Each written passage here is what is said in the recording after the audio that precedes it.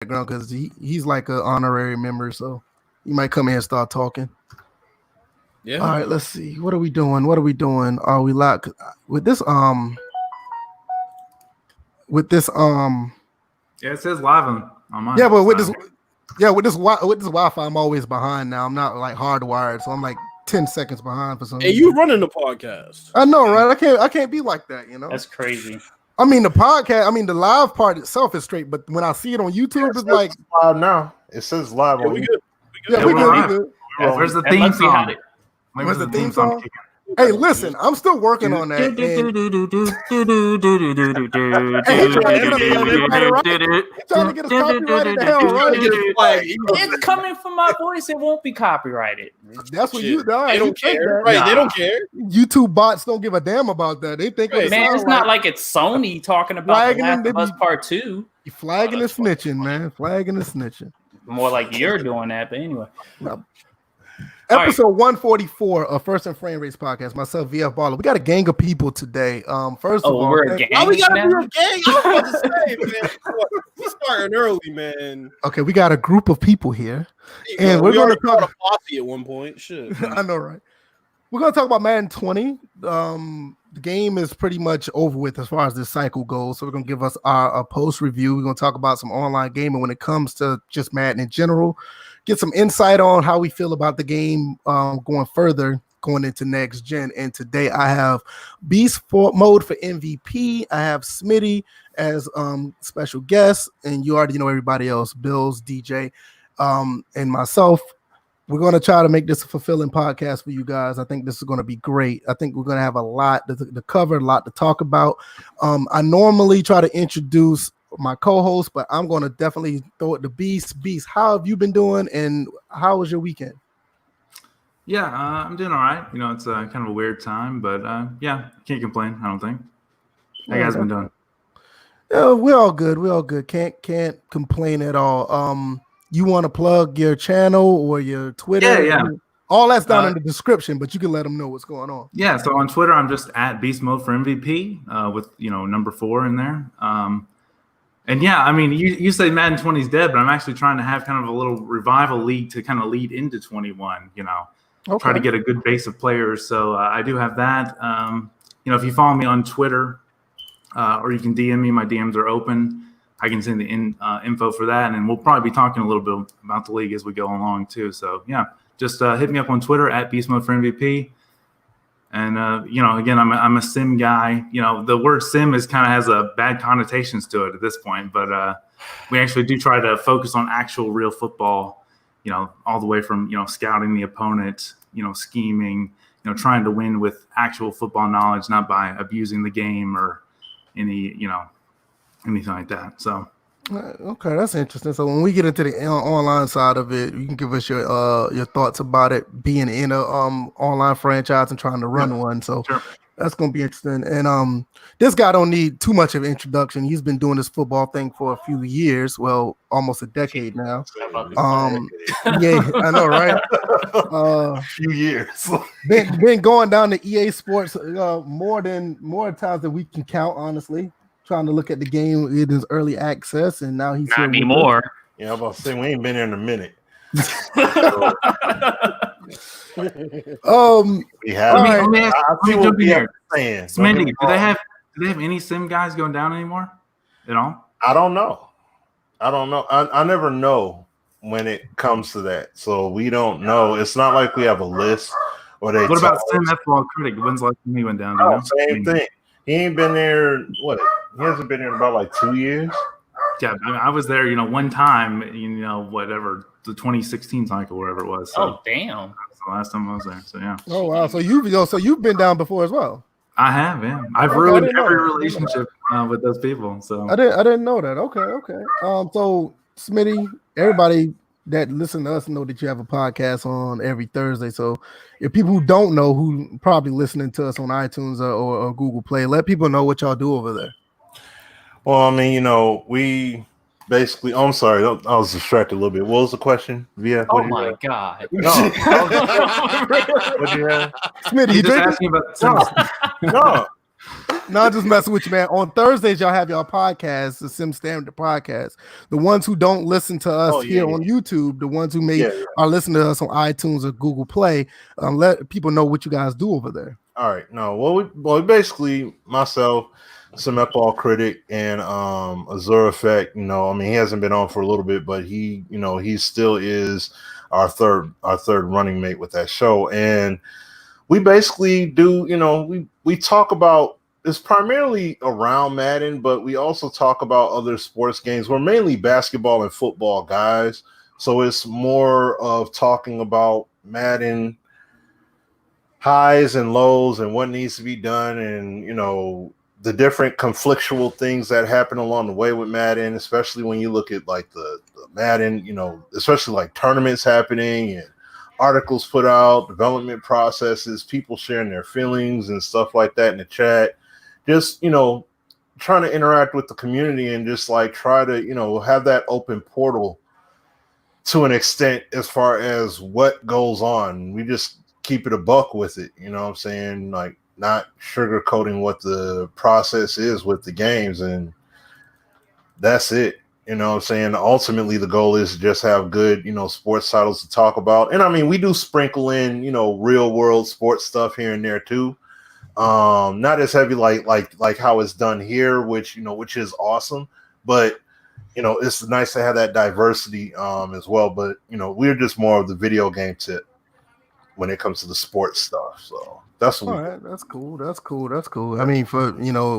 try to be diverse here, but my two co-hosts, they won't let me talk about Giga Wing or Giga Wing 2. So when they talk about let me tell you something. We're trying to get more interaction in the comments, not less. First off, if we being real. No, I'm just what's next? You want to talk about Nintendo World Cup next? Right. Hey, that's the GOAT, yo. That's soccer. Hey, that was a classic though. Right. Front on that, But anyway, though, Bills, man, how was your weekend, man? How you been, man? I've been good, man. I've been playing Xbox, watching the end of the Last Dance documentary, and working on my music, man. Same thing, different day. So yeah. We gonna get into the Last Dance too. I haven't been able to put that on the chat because wait a minute. Now he wants to come. Yeah, NYKia want to get in here now all of a sudden. Man, you know what? Get him in here. You know what? For all this time, let me tell you something about this before he comes in, because we're gonna slander him for about 30 seconds. NYKia 30 seconds each. I'm gonna let everybody know NYKia is an honorary member, like a real deal honorary member of this podcast. Has the code every week. Like he has the link. Effect, but he had serious. Yes, exactly. He has the link to this podcast every 2 times a week, and he hasn't been here since like episode 60. Now, mind you, what episode we're on, right? Yeah, we're on episode 144, and he hasn't been since like episode 60. Come on in here, man. What's going on? Oh, here we go. Yo, what did I tell y'all? I am the Al Heyman of the community. I'm like a ghost. I come in and out. My name is NYKia. Kia, we got you in here for the draft. Here we're like, we'll get him back here for the draft surely. Babe, nope. Babe, look at this. Kia, you trying to steal my spot? Look who shows up in the podcast after all the time. Oh man. Amazing. Like, look who shows up at the episode 60. He finally shows up. The wife over and everything on it. You're talking Madden. You're talking Last Dance. You're talking Jordan slander. You're talking LeBron slander. I got to get in on this one. He has the link. He has the link to the podcast 2 times every week, and he hasn't been since like episode 60. This is episode 144. Kia, we I was gonna hold out to episode 150, but I said, why not? we talked Madden and Last Dance a couple episodes ago together, and you ain't come in. Nah, we just messing with you, man. We gotta bring. I hope if we bring Beast Mode every week, maybe you'll come every week. Maybe it's like a 2-for-1 deal. Like you gotta get. God. Well, anyway, let me before I get back to NYKia, DJ, how was your weekend? Oh damn! Now you care. Now everybody cares. No, blame Kid. He walks out of nowhere. I get it. My weekend's been good. Been playing MLB The Show. Been on that franchise heavy. The Dodgers all of a sudden want to catch fire at my expense, so they've taken 2, and I have a 3rd game coming up. Hopefully, I can get this win, so I can head to San Francisco with some momentum going. But other than that, ready for a good podcast. I called it. I put out the tweet when I was advertising this show that this would be a packed house, and here we are. Yeah, you're right about that. I mean, first it was just supposed to be Beast in here, and then Smitty shows up. Now Kid pops up out of nowhere. It's like a domino effect. I know. Like, next thing you know, Apex might want to get in. You know. Okay. Hey, you never know. Hey, you never know. Let's not go overboard. You never know. Well, anyway, Kia, man, what's been going on with you? We haven't heard from you in a while. Honestly, you haven't even been saying anything in the DM. I'm kind of worried about you, bro. No, I've been in lockdown, man. I've just been in. Oh, you got colored 19 too? I've just been in seclusion, just quarantined away, just chilling. I mean, just trying to get through this and live life. Yeah, that's pretty much all of us are trying to do. Now, mind you, my son is on my lap, so you probably hear him in the background. He's grabbing my beard and it hurts. Stop. Well, he's trying to take that too.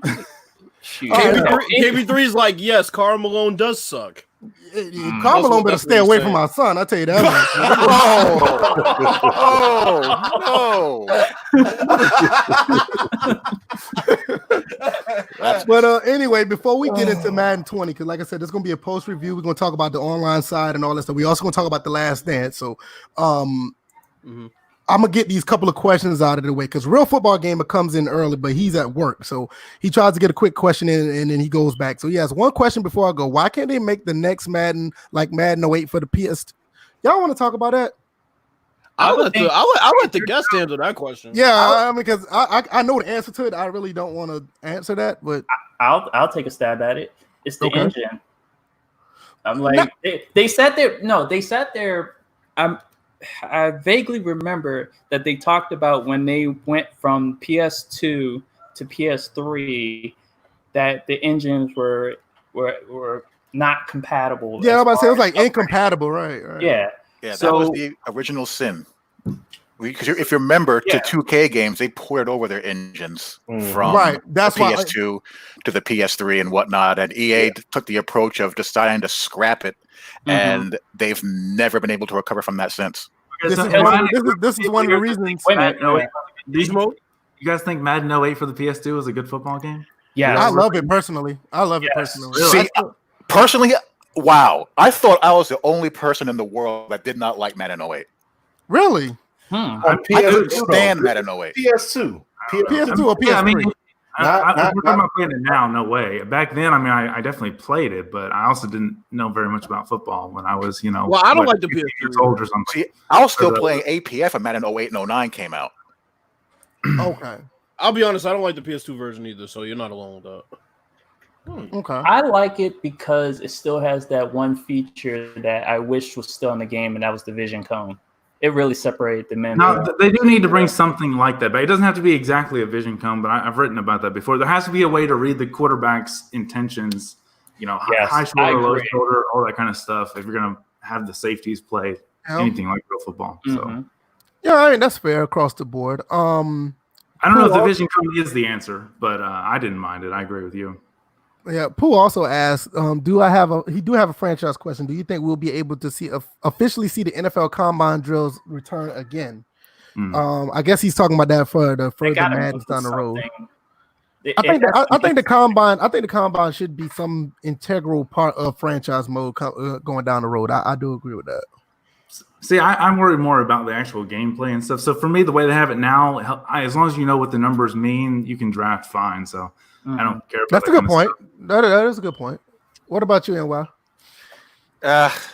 Yeah, I'm more of the same type of thinking.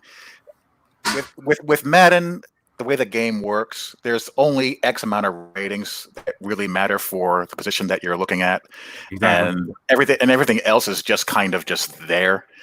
I'd rather there's so many gameplay elements that need to be cleaned up that in my perfect NY 31 world, I wouldn't have one stitch of dev time devoted to anything but that. But I understand that that's not possible. It'd be nice, but I don't miss them. Let's put it that way. Not a priority, right? I got you. Bills, DJ. Well, we should let Smitty go first. Yeah. Oh, I forgot about Smitty. Damn it, my bad. I'm sitting I back. got you, Smitty. I got you, Smitty. Thank you. I appreciate that, Bill. How you gonna shoot me the link, VF, and then just Right. you know what I'm saying? Like, here's the link. You can come and listen. You can come and listen. You know what I'm saying? You can listen up close. Like, My bad, man. no, but I mean, honestly, they need to do it all. You made y'all talked about it before, 2.7 billion in microtransactions in a quarter. Yep. Yeah. You got more than enough resources to do both. All this, well, we can only do you can do both. You can You wonder why they don't invite you back, Smitty. That's a whole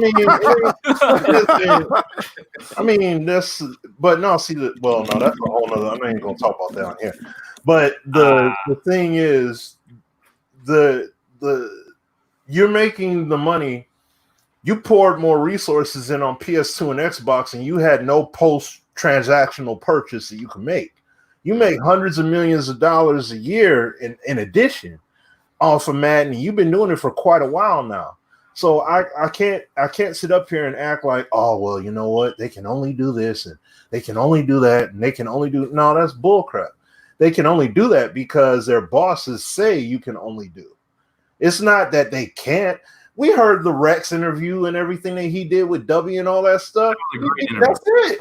Yeah, shout out to Rex. Right there. Like, I mean, me and Sim was telling it as much as we could tell it. It's like, guys, it ain't the devs that's the issue. Like, they know what to do. Moody went to the studio too, Mr. The guy that was supposed to be all that. He went down there and he was like, hey, these guys know what to do. They know how to make the game. They certainly know more than he does. Hey, they got it. And I'm like, exactly. I'm like, no one, I don't care if you're anti or pro for the game.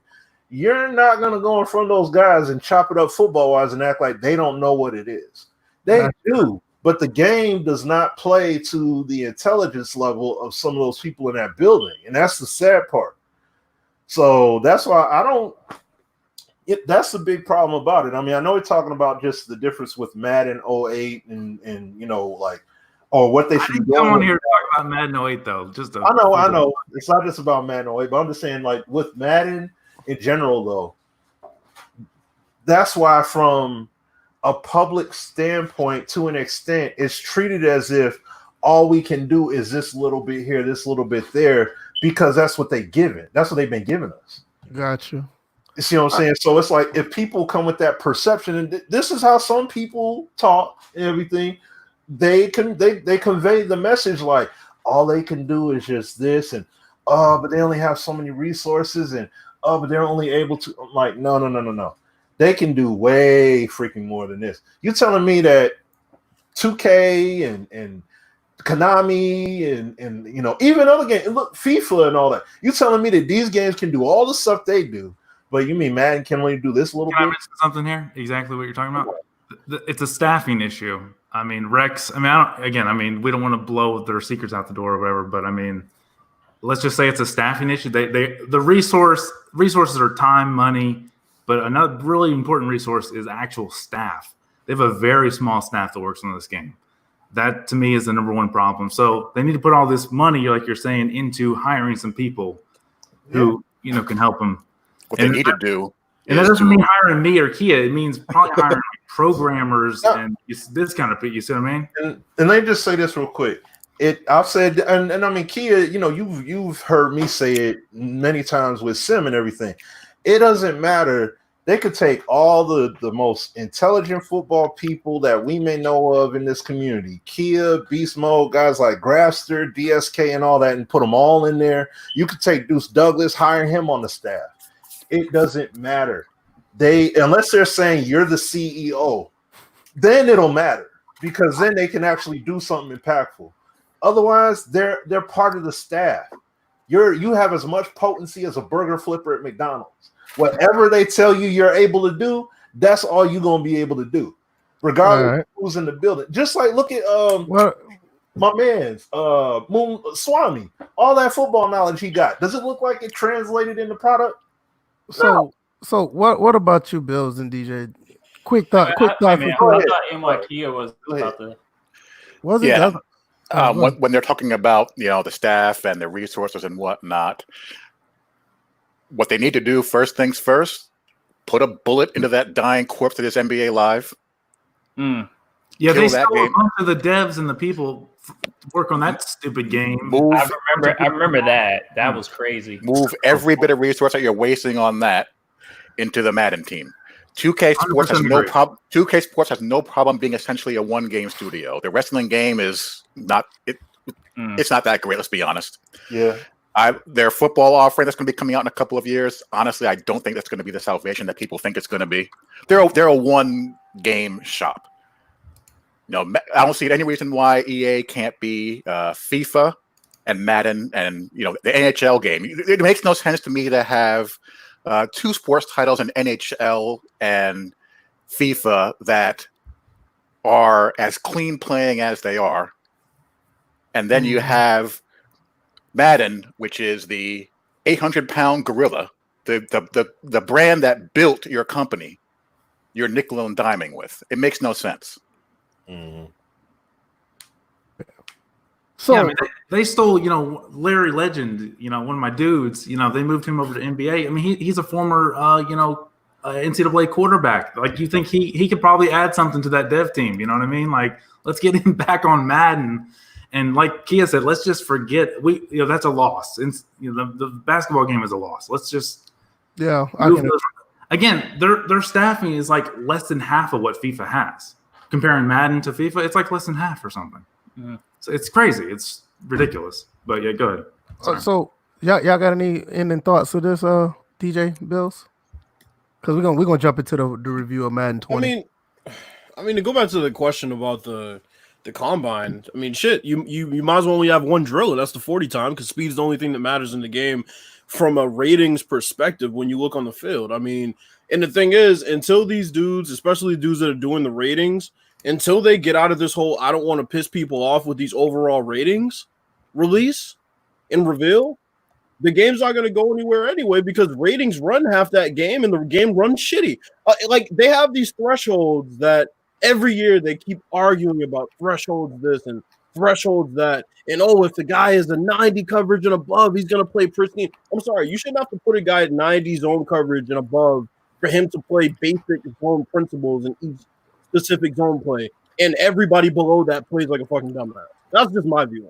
Well, that's a good way to make money, though. Like you say, of course it is, but that's what I'm saying. It's like he's talking about the combine, and I'm with you and Kia. Like, fix the gameplay. What about you, DJ? I would agree wholeheartedly about the gameplay portion, but then on top of that, I've always talked about balance as a whole. If you're going to work on this mode with this amount of resources, you need to even it out with the same amount towards the other resources. I felt like franchise in the last 2 generations has just been an afterthought. So until they do that, and I agree with you, Beast and NYK, as far as the staffing is concerned, the people that they originally brought in for a franchise saw them move to NBA Live, saw them move to, what was that single player mode that wound up being a waste for Madden? Oh dear God! Don't Rex's blood pressure just went up if he's listening. I'm sure. Long shot. Yeah, long shot. It definitely became a long shot after a couple of years. But yeah, go ahead, Beast. No, go ahead. Yeah, but wasting time and money and energy into modes that weren't going to work and unbalance the game. Yeah, and unbalance the game as a whole. They need to bring the game back to balance, and that is, if you're going to work on MUT, you need to work on franchise. You need to work on franchise. You need to work on gameplay. It has to be done evenly to get Madden back to where it once was. You can't. What I was saying, when I look at this, the way Madden is set up, and I look at what was built from, NYKid could probably attest to this. Every time when I go back and play NCAA 14, you see the vision. Even though that game came out in 2013, you can see like what the game is like 6, 7, 8 years down the road, where players are actually, they feel different, they play different. Ratings do actually feel like something. It's like speed is not the only thing, like you said, Bill, is the only thing that's a factor in that game. And we look at me and NYK also say that's Rex embryo, that's his baby. Like you can see what he was trying to do, and it never came to fruition. And like we're still trying to, in some cases, still trying to chase that type of gameplay. And I mean, am I saying anything that's inconsistent here? No, that was Rex and Clint's, first game. I find it humorous that the people who are all they're there a little bit before that, but that was their first full, I think. Either that or 13. I think that was their first full one. Yeah. But I find it interesting that the people who are praising NCAA 14, 4 or 5 years later, they're the same ones that bash Clint and say Clint ain't shit. When Clint, I know it's hilarious. And Clint put in all those blocking schemes that are in NCAA 14. The blocking mechanics, the read option mechanics, the playbooks, that's all Clint. And A-Dub worked on it too. Right. My thing is, it's not a talent thing. It's not a talent issue at all. It's the direction of the company. Everything is chasing the MUT dollar and the MUT audience. Even when they bring in a mode like Long Shot. Long Shot was, at the end of Long Shot, what did they do?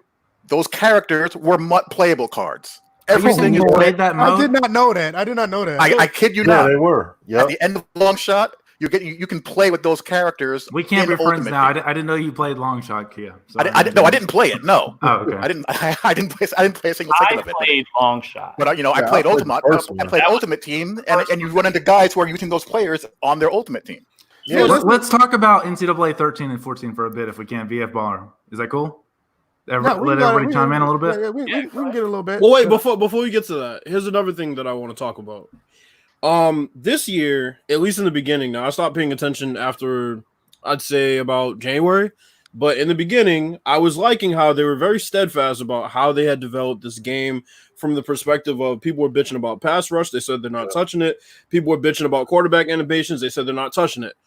I wish they would have been that steadfast about not taking RPM out the year before.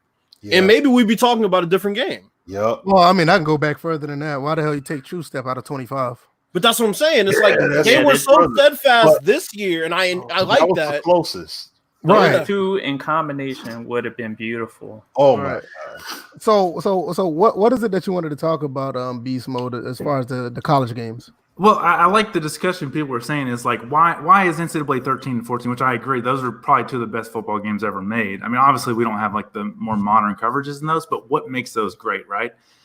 One thing I'll say about NCAA 14, that was the first year they put in the new engine, right? The Ignite, isn't that what it was called? I believe. Yeah. That Ignite engine melded better with the NCAA engines. It's all. They never had it. No, it was the Infinity engine. Infinity. Yeah, Infinity. It was only in one. It was only in one, though. And only in 14. It was only in 14. Right. That's what I'm saying. That's what I'm talking about, 14, Smitty. Yeah. Mm-hmm. And it just melded so well with that. And also, the stick skill aspect of NCAA compared to Madden has always been different. Like, even though you have the God view, but Kia can attest to it, the ball hawk feature didn't even exist in 13 and 14, first of all. Even if it didn't. You could not use your multiple levels as well in NCAA, right, Kia? You can attest to this? Of course not. That's right. You had better movement, and so that changes everything. Yeah, and what's ironic is if you had good user timing, you actually had more control than you'd have now. Yep. Yes, absolutely. Because there were no two-mans as well. I just want to go down this list. So there was no two-man interact. Everything was one-on-one. You, like Kia said, you had more control on both sides, which could lead to some problems. Not as much rocket catching in that game, though. But another big difference, and everybody knows I love to talk about the legacy zone chucks, right? If you go back and play NCAA 13-14 with an air raid playbook, for example, you can actually run stick and mesh and all these concepts much better because your drag route's not getting inside release, 3 to 5 yard shallow route, right? It's not getting zone chucked 5 yards the other direction and running a 10-yard route like it is in Madden. Well, if you don't watch it, if you got a good defensive back, you're not going to get in the inside. You're not going to get inside on some of these DBs on that game. They will draw you on the outside. And you basically talking about 20 or are we talking about 14? I'm talking about 14. Okay. You have some DBs in that game. We'll chuck you, and you cannot run an inside route on that game. I still play the game to this day. Yeah, the press man was pretty good in that game. Yeah, right. If you were going up against a top team, you were not passing the ball against elite corners in that game. You weren't doing it. No, you're not. I guess what I'm trying to kind of draw, because we're going to wrap around to Madden 20 eventually in this conversation, but I just want to point out, like you said, 13, 14, this is when Rex and Clint and Rex hired Clint, right? So it's when their team was first starting to come together. A-Dub's been there since like in Madden 06, I believe was his first season. So he'd been there a little while longer.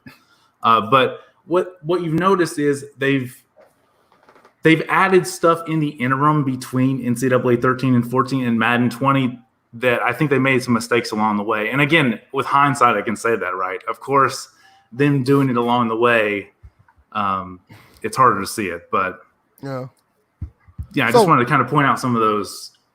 I think the biggest thing that you can see between NCAA 14 and Madden is that in NCAA 14 there's less automated control.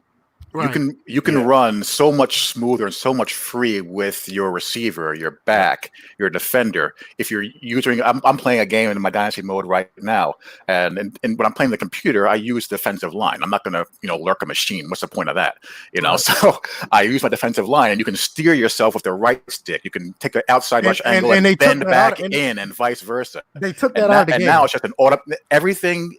Since then has been geared toward making the game more automated. Pressing one button, right? And pressing one button and making it easier for people to pick up, more casual, accessible, and play and be competitive at. That's the biggest difference. Yeah. And when you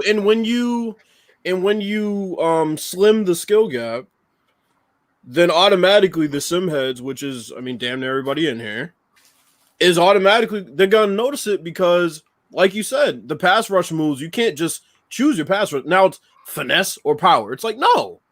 If I want a bull rush, I want a bull rush. Button. Everything is based on the button instead of the stick, right?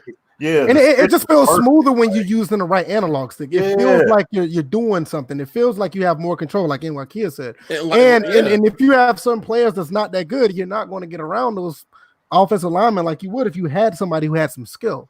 And I go back to the movement in NCAA 14 to cut back through that hole after you see the cutback lane feels much more satisfying in that game than Madden 20 when everybody can spin on their fucking left foot like Michael Jackson and go whichever way they fucking feel like it. So it's like these are the things that just make the game for me like unplayable at this point. So speaking of Madden 20, let's all get our thoughts about it. The game is done. As far as the whole cycle, championships tournament is over. It's May now, so obviously everything's pretty much focused on 21. Let's get everybody's quick small review and their retrospect of their time playing with Madden 20. I don't care who goes first; it doesn't matter. Y'all can pick. I just between the three guests, obviously. Yeah. Beast, you want to go first? You want to talk about your experience? Sure, whatever. I can do a little hour spiel here if you want. Just in a few sentences, though. Seriously, just a few sentences. Let's say, okay, so I was going to take Madden 20 off. Just full disclosure, wasn't going to play it. Clint ended up sending me a beta code. So me, Kia, and Grafster. If you probably know us, if you Grafster 21. If you follow us on Twitter, so we did a whole document. We sat there. How many hours did we play, Kia? 50 hours or something? I don't even know. Oh, gosh. PS4 parties, at least 50 hours. I would put. Yeah, I went through like 3 or 4 EA Access accounts. And then me and Grafster, good grief. And then me and Grafster sat there for 6 hours editing it and just laying everything out. And they literally fixed none of that stuff. So that's my first experience. But again, I felt like the reason I did play Madden 20, and I did like Madden 20. I want to say that I did like the game. It's more open offensively, like in NCAA 13 or 14. So I appreciate that. Can actually attack the seams for the first time in a very long time in a Madden game. Mm-hmm. But yeah, disappointed would be the one-word review, just because, again, from where we were in the beta, they just didn't fix any of the stuff I care about, which is gameplay, obviously. So, they just added more abilities, which is something I was kind of hesitant on. If you go back and watch my beta review, on YouTube or something. That was especially the pass rush abilities, which I think was pretty warranted. And things like escape artist, of course. Yeah, I mean, I guess that would be kind of my little spiel. It's just disappointed that from where we went in the beta, there was so much promise and hope, and where we ended up. I mean, I do still like it. Again, I'm trying to start a Madden 20 CFM right now. We got like 20 people in each one, pretty much. But yeah. Kia, what about you? How did you? I mean, because you're still playing it to this day. You still put up content on it for the most part, more than any of us. In Weekend League now, so that it's almost like reviewing 2 or 3 different games. Okay. And what I mean by that is, if you take a team, say the Dallas Cowboys, and you go online and play the Baltimore Ravens, you can have a decent matchup-based game between, who's your X Factor players on one side of the ball versus the other. In that type of setting, and it plays all right. You see the potential in the game. There's been a lot of missed opportunities with the game. I agree with what Beast Mode said as far as things that could have been addressed pre-launch and earlier on in the launch cycle that were put in the back burner because they saw all the money they were making with all these abilities in the MUT world, and that became the focus. Yeah. That became the entire game. The entire game became about abilities. In our first couple of years in online CFM, it was a lot of fun. It was frustrating building up the Jets, who didn't have a lot of talent, and because I didn't have a lot of talent, I wasn't able to get all the X Factor players that you could accumulate. But before you knew it, by the time you got to season 3 and 4, the entire league is made up of X Factor players. Yeah, I remember you were talking about that. It just drove the game completely out of balance. The interesting thing is that the cleanest playing mode in Madden is MUT Draft, where it's just the player cards. You have the player, you have their ratings, you just play the game.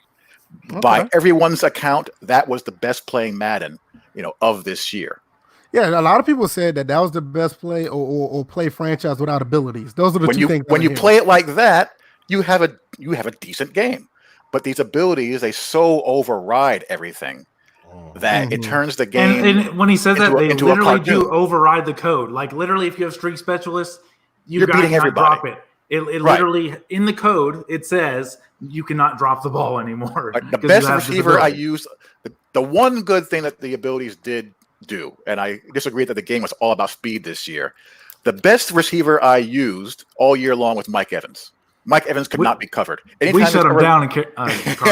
Every time he was covered one-on-one, I just chucked up a streak or a post, and it was a guaranteed completion. I mean, it was insane. But if you take those abilities off of Mike Evans, he's all of a sudden no better than Brashad Perryman, and that's the game's biggest. And that's the game's biggest problem. Let me interrupt here. He said Mike Evans. VF, you know who Mike Evans is now? We're not even going to do this. I noticed that I did. I just gave my opinion he brought up Mike Evans. All right. Smitty, what about you? Your time with Madden 20. Silly, man. No, but I mean, just like what the other guys said, I mean, they pretty much had hit the nail on the head. And it's the same thing. It's been the same thing nearly every year when it comes to playing the beta. We play the beta. There are some key takeaways that we're like, no, don't tamper with this element or don't tamper with that because it's taking away from the authenticity. But we usually have a good experience with it. And then the game drops and it's like, dude, you know what I'm saying? Like, what happened? You know what I mean? And I mean, over the course, like the two-man animation overrides. You know what I'm saying? Just it takes so much enjoyment away from the game for me. Like I put it down early, and I mean the only saving grace was literally Sabo and his mods on PC. Shout out to Sabo, so they did another mod for Madden 20. Yeah, he did. I didn't know. Yeah, like his. If I didn't have his mods on it, dude, like just like I said to VF, I built a new computer the other day. I finally installed Madden yesterday, and I played it for a few minutes, and then I saw the nonsense happen. I'm like, yeah, man. Like I was just testing it to just see it run real quick. I'm like, yo, I gotta throw these mods on there because if I play with the Nectar mod on 19, and I saw the difference immediately. But I definitely remember that mod. Yeah, so it's like Sabo been doing the mods and been updating and all that stuff. But outside the PC part, this main game, it's like the guys are saying about this game, like what you guys were talking about earlier about this game being basically going down the road of MUT. And that's it. It's all about MUT. It's not about football, just like in the Madden tournament and everything. Oh, we're going to get to that. So we're going to talk about that, but I'm just saying, like, when people say, like, yo, my man played lockdown D and he was holding him down and that's why he shut him out and all that, it's like, no, he played good Madden defense. He didn't play great football defense.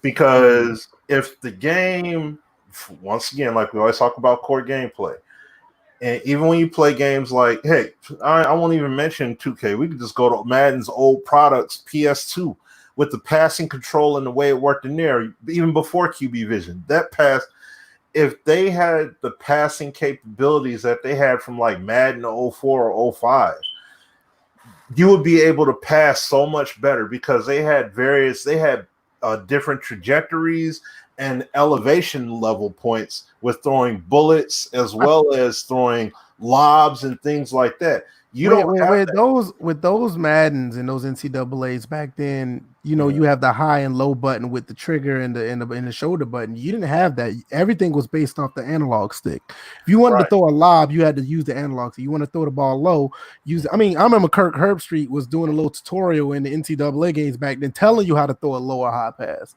Mm-hmm. But it's like, even then, you just felt like you had more control with that compared to now, which I love the pass trajectories in Madden 20. Don't get me wrong. I like them because I was going to say that's an area they actually did concentrate on, and they did improve it. I don't have a problem with it, but to me, I guess because I've been playing football games probably since 1989, 1990.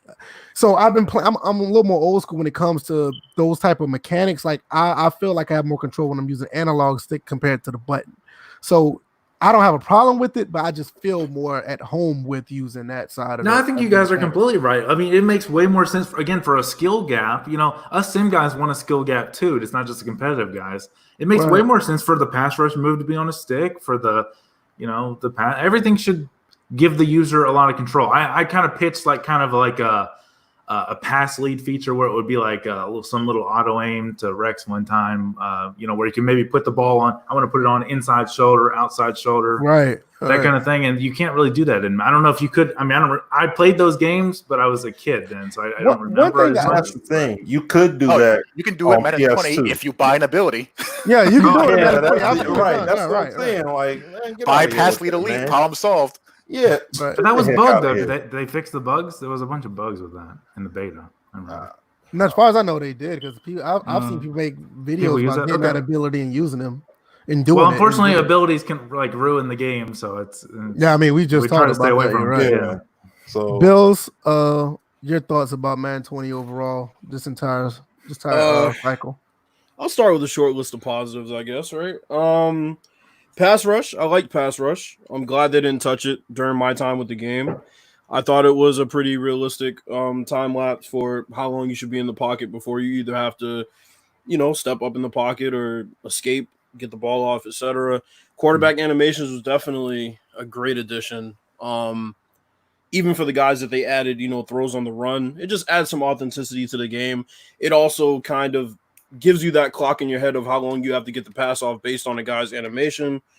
Pass trajectories, I kind of disagree with Smitty a little bit. I think they were better, like Beast Mode said. Madden 20 pass trajectories are highly underrated. I enjoyed the pass trajectories. The only thing is that it's like there are enough animations in the game for most spots that you put the ball, but a lot of times animation override, they don't trigger, right? So there's a lot of times you'll try to throw a ball back shoulder to a guy, but the animation for a guy like Stephon Gilmore, even if you put the ball right where it's supposed to be, an animation will play out where he gets in between the receiver and the ball, even though you put the ball where it should be. So that's definitely an issue. Can I add one thing to that? I agree with this. I think the rack catch animation library is atrocious. That's Yes. one area they need to really. And the hot swing route in general is atrocious. Oh my gosh. Just Yes. get rid of that. Put a table route on. Replace every hot swing in the game with a table route. I first of all. 100% agree. And then second thing is the rack catch animation library needs to be looked at to keep the best couple. I don't even care if it's 4 or 5 total animations. Keep the best 4 or 5. Mhm.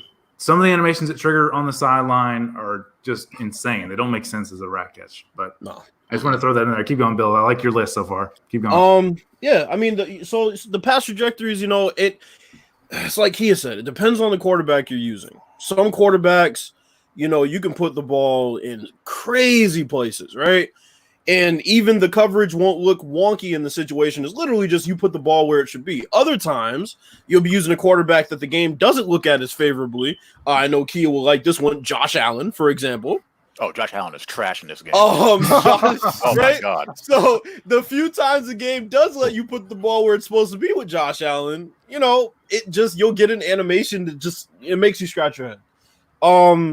As far as the negatives, man, the 2-man animations, I've talked about this. There's one particularly where the ball gets batted 20 feet into the air and somehow falls right into the defender's hands. It's just or the receiver. Yeah. Volleyball 20. Right. I mean, Wow. we did ask for tip drills, but Jesus, A little bit Christ. exaggerated. Yeah. A little bit. Yeah. It's almost equivalent to how the alley oops were in Live 15, Kia. Oh God, I remember Where the that. ball would go up to the Oh rafters. yeah. It was like NBA Jam time when you throw alley oops at 15. That was awful. Right. So to Kia's point about the speed, this is why I said that I think only speed matters in the game. When we're talking about just strictly movement, I say that because you can't really see acceleration play out, right? There's only one run animation. It just kind of plays out as soon as you start running. No, I completely disagree. Acceleration is one of the most. I mean, speed in general is the most important thing. You're right, but acceleration is included in that. But is that with the ball carrier though? Because I haven't seen much acceleration. Definitely with running backs and linebackers, you want acceleration. Oh, yeah. Yeah, Well, I don't think it plays out when route running as much. I have major problems. That's all it can. Yeah, I have major problems with how fast routes are run based off all these receivers. All All these receivers run just like they're stuck in quicksand. But with the ball in their hands, and when you're using a player, acceleration definitely is. I feel like the way that it plays out is the way that I don't like. It's not so much that it's not there. It's just the animation. And me and VF have talked about it. That running animation. I don't even want to talk It's about just that. bad. It's the worst I've ever seen. The random animation in Madden It's just is bad. absolutely the worst I've ever seen in any game. And I'm even talking about the salsa running in APF. That's even better than what's in Madden 20. That Madden 20 is so squatty. It's like how did they? Because Madden 18 had it right. What happened? See, this is the thing about me and Kia don't care about the running animation. We just care about the football. No, don't get me wrong, Beast. I totally understand what you're saying.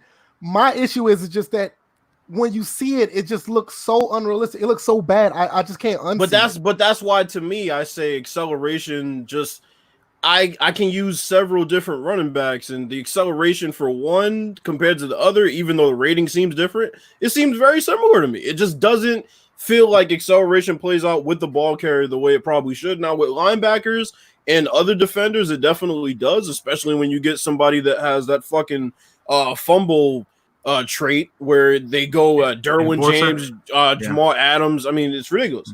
But as far as the ball carrier, I just like to see that play out a little bit better. And then that brings me to my next point, the fact that the game moves so fucking fast. That's another reason why it's hard for me to tell acceleration playing out because of how fast the game moves. It took the game speeds out. So now a lot of times it seems like even playing the computer, half the time, even the computer doesn't really know. I mean, elite running backs can't find holes to run through that are gaping holes because the game is moving so fast. It seems like it got a little bit better towards the end, but God, for a while, I mean, I was holding teams to, 2 and 3 yards rushing with, 3 running backs. Against the computer? Is that what you're talking about? Yeah, I mean, I don't play online, so this is, I can't judge online. Okay, you have a little different perspective from that. Okay, yeah, cool. so that's why I haven't played online in a while. I don't even play 2K online. I would say 2K is a little bit more cheese proof than Madden has been in the past. But yeah, and then the other thing that kind of pisses me off is the fact that in cover 2, even when you press, they still don't chuck off the line on the outside consistently. It just pisses me off, and it gives up either an inside release or an outside release, and there's absolutely no hold up for them just streaking down the sideline, and then your safety reacts 5 minutes late, and it's a completion every time. So other than that, I mean, it had potential. But for me, they have a lot of work to do, and I think a lot of it for me is just with the player movement. I just can't get past the running. I'm sorry. Don't get me wrong. Before I get to DJ, I'm just gonna give you my little quick spill. I don't have a problem with Madden 20. I think it was an improvement from the last maybe 3 or 4 games. That's what I was gonna say. Yeah. I did like the game a lot. I do. Don't get me wrong. It's just my main issue was the franchise mode could have been a tad bit better. I do like the little scenarios they tried to give you throughout this each week, but on the field, the refs need to come back. The running animations need to change, and other than that, I'm not necessarily can overlook everything else. But when I play everything, I haven't gone 3-4 seasons down the road because I can't. I don't think I can play with all those abilities. But it's a nightmare. So I went through a season and a half, and I had fun with it mostly. But as far as from a gameplay perspective, there's a few things that they need to clean up. Most of the things that Bill's talked about. But please, when 21 comes out, please fix the running animation. Everybody looks so they look so squatty. I just can't. I have a it's question. hard to not look at. I have a question for Beast Mode and Kia because we're definitely going to talk about the online. That's why I'm aspect. here. Yeah, because me, VF, and DJ, we don't play online, so a lot of this stuff, like as far as how y'all see the game online, I have a lot of questions about. Like, okay, I'll give y'all the first question. Like, coverage. How does coverage, like the integrity of coverage, the quality of coverage, and I'm talking not even dependent on the team, just like base fundamentals. How does it play online versus offline? What have y'all noticed about that? Well, it plays the same. It's just Kia is going against these weekend warriors who they know the YouTube exploit, the 2-man route kind of stuff. But if you're talking about how does it play online compared to, I mean, it's the same code, doing the same thing. I will say this though for that. I think A-Dub has done an admirable job over the past 3 years of modernizing the coverage scheme. So the point where someone like me, and I've documented this, for a while now, can go into this mutt circus and lock people down with basic match coverage schemes because most people rely on just chucking the ball down the field every play. They want to roll out and throw corner routes, posts, and streaks. And most of them are terrible. And those guys get destroyed every single time. Now, so the reaction was that the guy that was cursing you out in the chat after the game? Yeah, that happens to be every single week. But no. Now the good exploiters, that's a little bit different. You're going to have AI exploits and online. What the sim community needs to understand that online and tournament gaming is not for them. It never will be.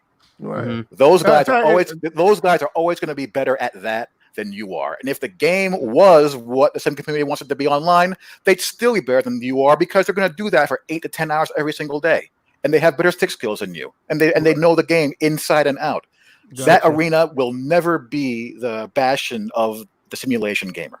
In other words, it's like the guys who are at the park on 2K trying to figure out why they beat you every time when you play them. Exactly. I mean, and Smitty and SimF Boss say this all the time, and us online CFM guys, we have our own niche. The franchise guys have their own niche. It's a niche within a niche within a niche within a niche. Exactly. But if you're going to swim in that online ocean and you can't handle that cesspool, then I don't know. Don't play it. Don't play it. Get in. Like that's where I was getting to when I asked about the coverage. I was asking, like, that's what I was getting to as far as the exploits. Like, I was wondering if it was okay. All right. Yeah, like if it was any like as far as the coverage, like are there more like coverage breakers where it just like breaks the game than years prior, or is it the same? There's tons of one-play bombs still. Yeah, they still exist. Okay, and they exist more with the legacy, spot drop and drift and cover grass coverages. One of the big things Go match Keith. coverages have their bugs as well because they're newer and they still need to tweak some things. I find it ironic that the tournament gamers, they don't like them. They'd rather do these cross-man adjustments and all this unrealistic stuff, which the match coverage can simulate better than that, which is ironic. Right. But the one-play touchdown bombs against spot drop coverages, they still exist, and you still have ways to exploit that kind of stuff. That hasn't gone away. I'm like, I watch your videos, Kia. And I'm like, damn, this dude makes this. I know y'all probably don't mind my son. He's trying to say it's ABC. So, it's like, you good. I watch Kia's videos and I'm like, for a second, he makes this online shit look bearable. You know what I'm saying? Like, it's a pain in the ass. Don't get it twisted. That's why not only that Beast is here. I'm glad you're here too, because when we get into that, I really want your insight on that. Right. Kia says all the time he can only take 2 or 3 games of it at a time. I don't know how people sit there and play 20 games in the weekend, or what is it, 25, whatever it is. I would have to jump out the window, man. Playing against somebody running one formation, and then, like Kia said, you stop their 3 plays, and they have no – I'm talking about the bad players, not the actual top-level pros. The bad players, they try to copy those people, and they have no idea what the hell they're doing. So they just have the 3 plays, and you box them up, and they quit after you go up 10 points, right? And those are 98% of the – that's 99% of the population. Yeah. Jesus. There's like 1% of those guys like joke. They know how to make adjustments. I mean, what they're doing is not real football, if you want to say that or whatever, but they are using their brain a lot more than the typical weekend kind of guy. Gotcha. For sure. DJ, real quick, I know we kind of skipped over you. What were your thoughts about the Madden this year? What's your review? Well, to tell you the truth, still feel like the game is unbalanced, and basically the unbalance I've been talking about the whole entire time is just in their focus as far as their feature sets. I'm still disappointed in franchise mode. I feel like I can't play it just for the simple fact that they can't. That simple stuff like how to handle injuries, delegating practice time, how stories are pretty much hidden in the menu. You can't really, and how they don't really factor in until later into the season. I kind of want to know what's going on with the league and have that in front of my face, so that way I don't have to find it all the time. Right. Gameplay wise, I enjoyed the gameplay, and obviously I would mess with sliders, so I could manipulate the gameplay to be what I could see it, because most people have played football. They know what they see on TV. They can relate, they can analyze it and put it on to what they see in the video game. Right. So I know one of the things that you guys brought up was the wide receiver, the route running. Being a former wide receiver, I don't like how they run their routes. I don't like the timing with the QB dropbacks in some of the routes. I feel like the routes are ran a little too long on certain occasions. Yeah. I feel like in general, they take too long to run. Right, because I feel like the 3-step drops are matched up. Let me see.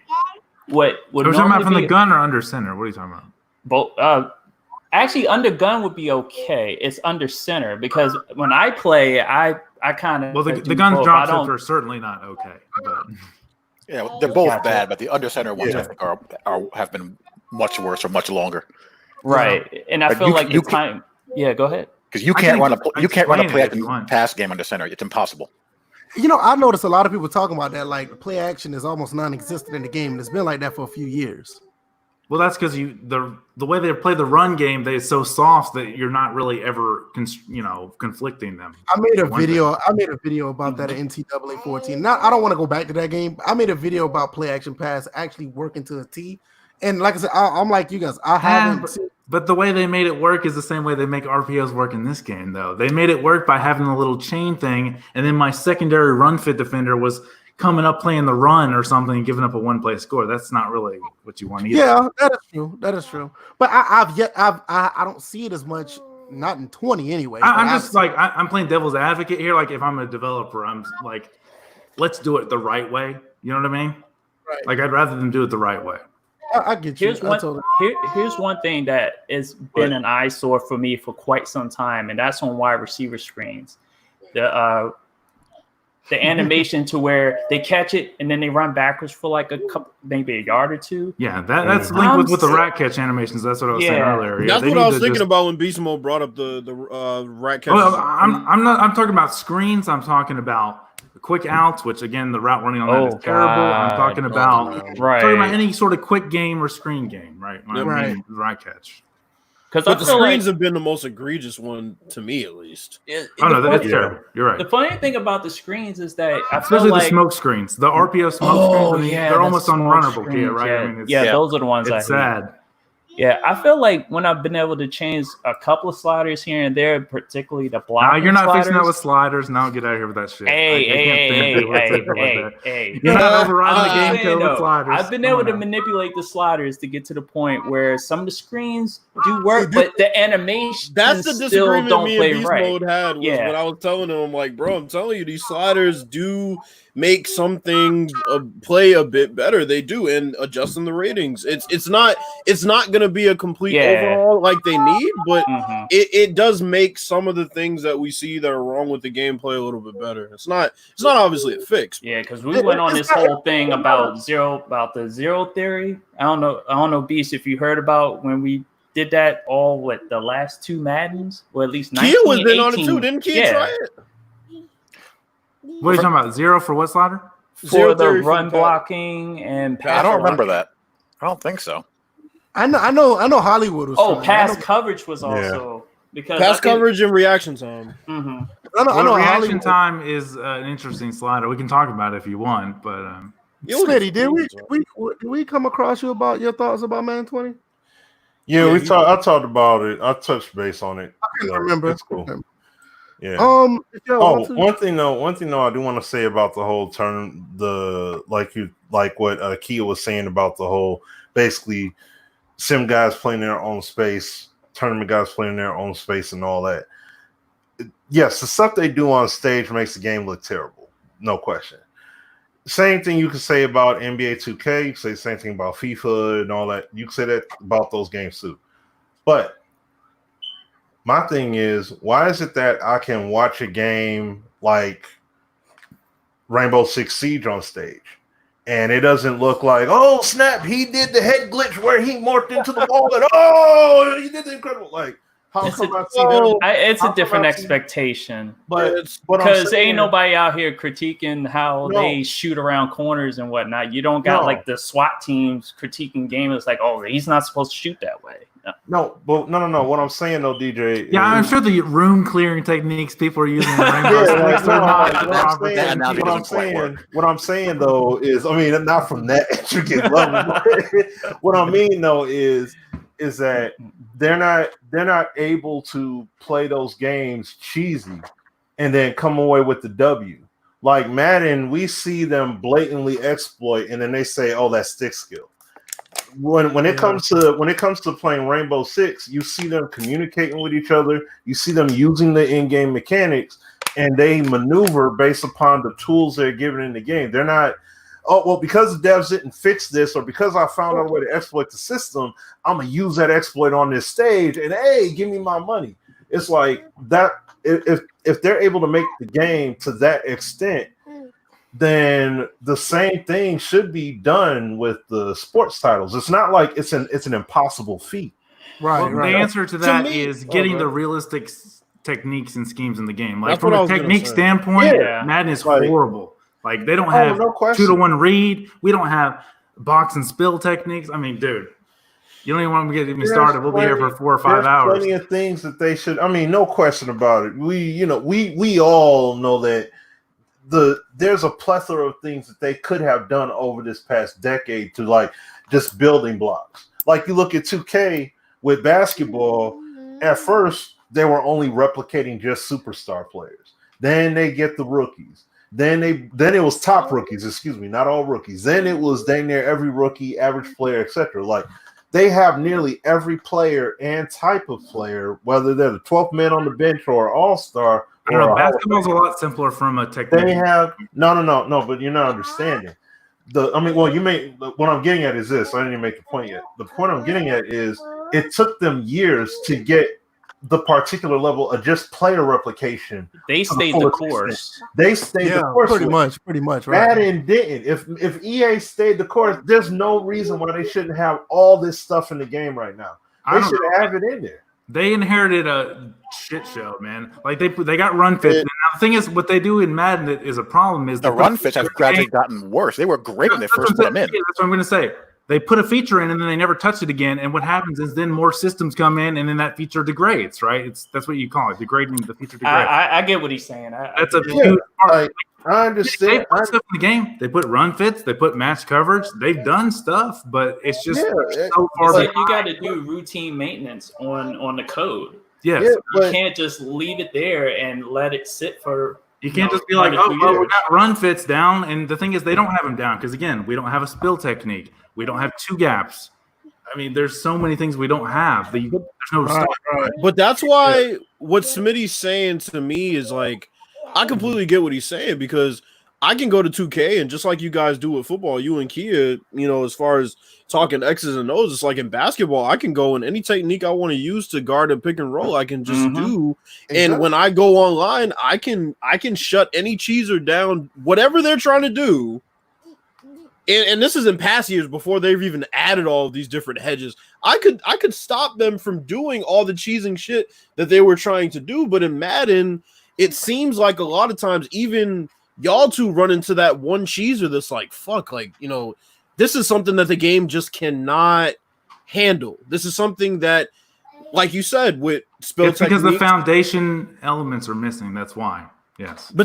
So I think that's the point that Smitty's making is like all these other games have gotten to the point where they have the base fundamentals down to the point where no matter what cheeser you run into, for the most part, you'll be okay. As long as you know how to play the sport, replicate the sport to how it's supposed to be played, use the X's and O's, play according to your personnel, all these things that we always list as sim heads, you'll be okay.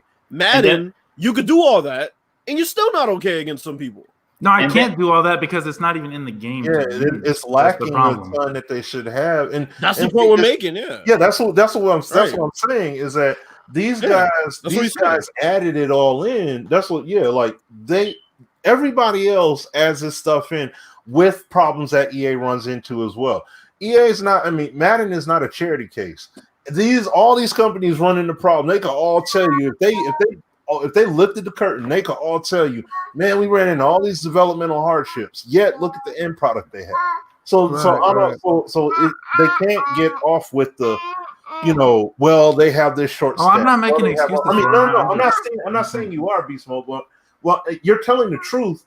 But the point is that that's what's always used, and it's like that's not acceptable. Then you need to holler at the FIFA team and get whatever they did, take from their code and put it on what you got and modify it. Like do whatever it is you need to do to get the job done. Because I think mocap is like the answer for the techniques I'm talking about. Expensive. They can only do so much each year. So I mean, mocap will help. I will say that. It can be a slow process, man. I mean, my issue with Madden is like this entire console generation has been put something in that's great, forget about it the next year, put something else in that's great. Yeah, that's what irks me personally. Yeah, it's just like that's my issue is you put something in that's great, it fixes one thing, then the next year that shit's gone. Right. And me and Kia can attest to this. Or doesn't get touched. Here's the thing, Kia. What happened to my quarters empty check in this game? Gone. What happened to my 4 strong cover 2 check, Tampa 2 check? Gone. What happened to the basic quarters trips check was gone. It's gone. At the end. It came back around Christmas, but it was gone for like a good 4 months. And so that's what's frustrating. But yeah, and that's what frustrates me and Kia, particularly the real guys. Because when DJ says, stay the course, and Smitty talked about it. All these companies, they put something in, the next year they build on it, the next year they build on it, the next year they build on it. So it's like NBA 2K20, for example. Now we're on the same page. This is my thing, and this is what I always told Clint when he would talk to me. But his number one response usually was like, "That's not marketable. It's not back of the box." Oh, we heard that response too. Oh yeah, we heard that. Heard that. I mean, that's so. That's public. You know what I'm saying? Yeah. So I mean, that's like. that can fix a whole lot of issues right there. Is just build on what you like, set. I'll tell you put the one foundation thing in they've 1 done year, it. and then keep building it. Right. This is the one thing that they've done it with, and I don't know if you guys agree, but this is what I see.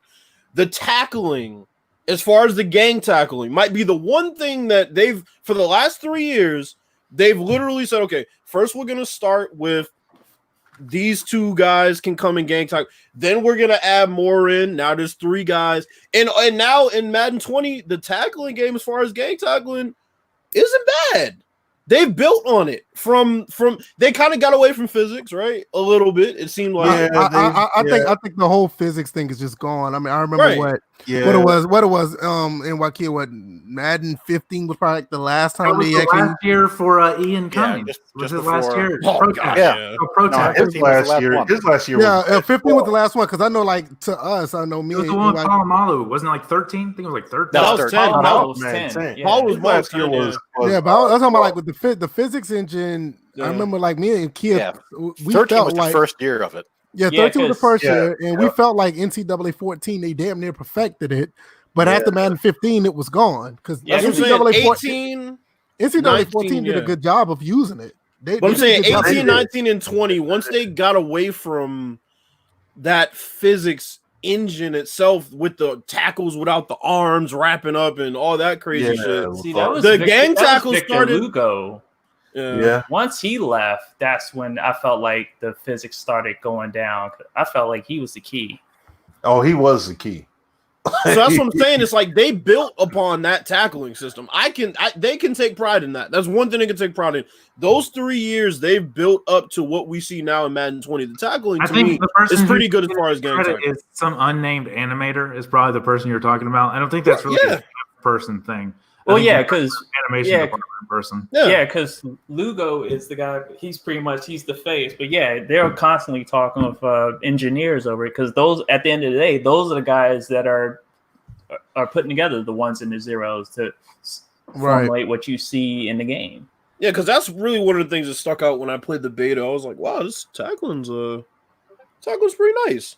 Yeah, I mean, Madden 2019 did a pretty good job too, but tackling really came up in 20. It looked really good. Not even just gang tackling, regular tackling too is definitely. I was just thinking, when was the last Madden that we had our receivers actually running free? I think it was Madden 16. I remember remember and the you know outrage? What killed that game? Twitter killed that game because people were sitting there trying to spec catch with defensive backs over Calvin Johnson. That was the last Madden where we actually had our receivers playing like studs. Yeah, I agree. And and that's one of the things that I wish. Here's the thing about I wish the build that me, Sim, and Azura got to play, that's the one that came out. And at least everybody got to play when it first came out because that game was so much better. Even though we weren't cool with the 2-man anthems, but they made a lot more sense when they actually played out back then. And I mean, the matchups mattered so freaking much more. And once they patched it and all that, the game wasn't even it. It wasn't even close. Even the game that came out wasn't as good as what we played in the studio. You were right back to Tyrann Matthew swatting Randy Moss again. The next year, 17. One thing I'll say about that, 16 was kind of a debacle, right? 16 was a debacle. Here's my thing. We're talking about features, right? So if you're going to put in this huge aggressive catch feature, you got to come back on the other side of the ball and you got to put in some bracket. Yeah, we got to have some bracket stuff. Like the counter they put in was in 17 to put the SWAT in, like Kia's saying. Right. But from a real football perspective, we need to have brackets working, zone and man brackets. Whenever you put something in the game on one side of the ball, there has to be something on the other side. Like you said, a counter, right? Right. And they also never do that very well. That's a knock on EA. And not just this. I agree. Like just throughout the history of Madden football, it's always been like this. Yeah. That's part of the balance that I talk about. It's like you got to have one, you got to have the other. Yeah, I mean it has to be. One thing can't just be OP over the other. Yeah, you can't just be the only defense against this is to play 2-man under, right? Like that can't be the only defense. Yeah. I was gonna say, speaking of coverage, this is random, but coverage. How long we got? I mean, I just want to say, like, just a short thing. Like, I talked about cover 2 before, and cover 2 to me is just, like I said, at times it's a fucking nightmare. Well, in Madden 17, it was too good. Madden 17 was actually overpowered. Yeah. Yeah, It was overpowered. You could play it every down. It was crazy overpowered. But like, I've found myself They're the not past going to find any balance at EA, as DJ. They're definitely not. They can never find the middle ground. Either something is horrible garbage that's unusable, or it's insanely overpowered. They never find the middle ground. Like, other than stock blitzes, which even those at times are a bit of a headache, the only other coverages that I really use outside of 2-man under, I like some of the cover 3 coverages. I would say that, you know, based on what y'all say, and I definitely agree, a lot of the spot dropping, with the flat-footed DBs at times still, and the late reactions from the safety sometimes, it can be a headache, but there are some cover 3, depending on the team you use, I'll say also. Because if you have a killer safety like Harrison Smith, cover 3 is a fucking charm. Certain games. But then, you know, other times you play with a bum-ass safety, and you would think he didn't play in high school, let alone college in the pros. So, I mean, that's another thing. It's like you said, man, finding balance and making it so that, like I saw Kia talk about this. I mean, how fast the reactions went with the coverage after they kind of patched that.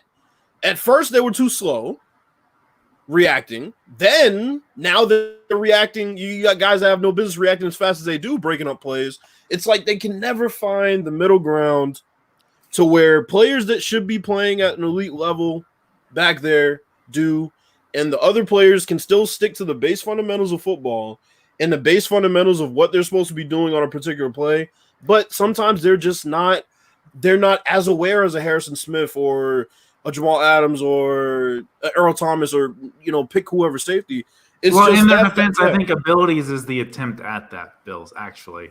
But that's the issue. It's poorly implemented, obviously. Yeah. But it was ambitious. Here's the thing: before you put in abilities, for me, before Mm-hmm. you put in abilities, you got to get the base fundamentals down, and they just skip that step. Like, they just like to skip the step. They're like the DC movie universe people, right? It's like, we'll just skip all these steps and then make Justice League or whatever, right? Like, that's Right. Madden. That's a Madden equivalent. But I recall Kia saying. saying. Yeah, go ahead. Oh, Kia. go ahead, Yeah, I was about to say the same thing. You know, the reason why Harrison Smith is playing like that because he has an enforcer and he knocks everybody into a coma.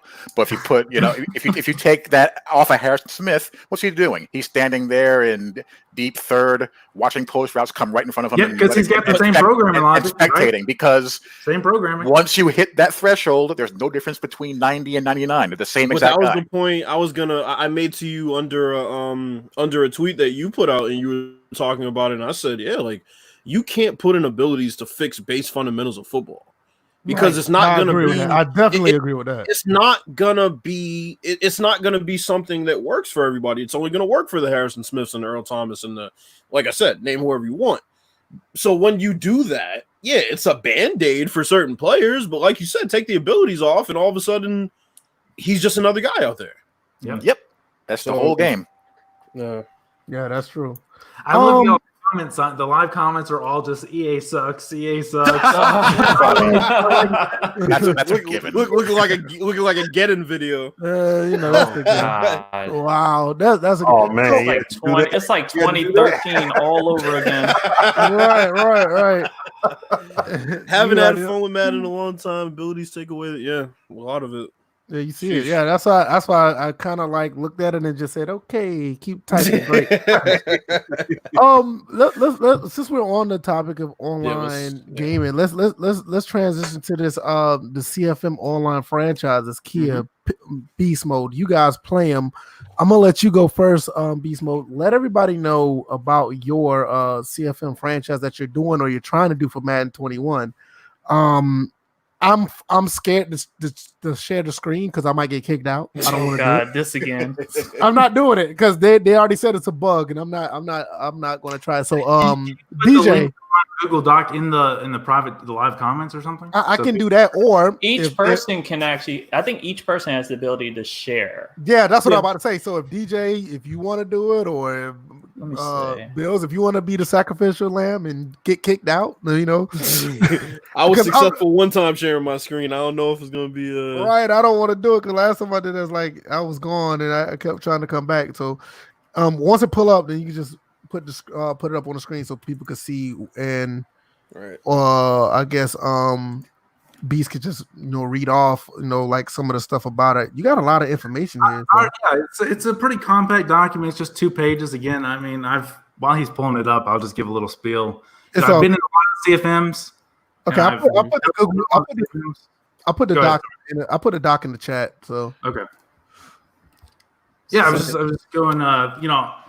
The way I'm trying to run this is based on all my previous experience, either helping run CFMs or just being a participant in them. All right, do you guys see it? Oh, there it is. I got it. I got you. I put it up. I put it up. There you go. Yeah. All right. So again, I also made a YouTube video about this on the Sim Experiment YouTube channel, if you want to look at it as well. But yeah, the basic idea here is to have as few rules as possible, and then we have kind of a committee. Me and a couple other guys that kind of review the gray area. People send us clips, that kind of stuff. I just feel like I've seen rule books for CFMs that are literally 10 pages long, right? And it's just, I didn't want to do that because there's always going to be people that sneak through the cracks in my experience. So that's just going to happen. We just got to live with that. And again, I'm actually trying to do this for Madden 20 so we can go into Madden 21 with a good group of guys. So if you're interested, read the rules here. I'm not going to go through the whole thing just because I've already have a YouTube video on it. But if you guys, you guys, Baller or Kia or anybody wants to ask about a specific thing, we can talk about it here if you want. Let me look at it real quick. Let's see. Okay. Okay. That's the first thing. That was the first thing I was about to say. Like, that's great. Baseline ban, run commit is banned. No motion snapping. I've noticed that's a big problem. This motion snapping is a huge fucking issue in the game. Yeah, which that's all. Yeah, don't use ebook exploits. Advanced. Well, here's one that I thought spoke loudest to me. It was the playmaking feature.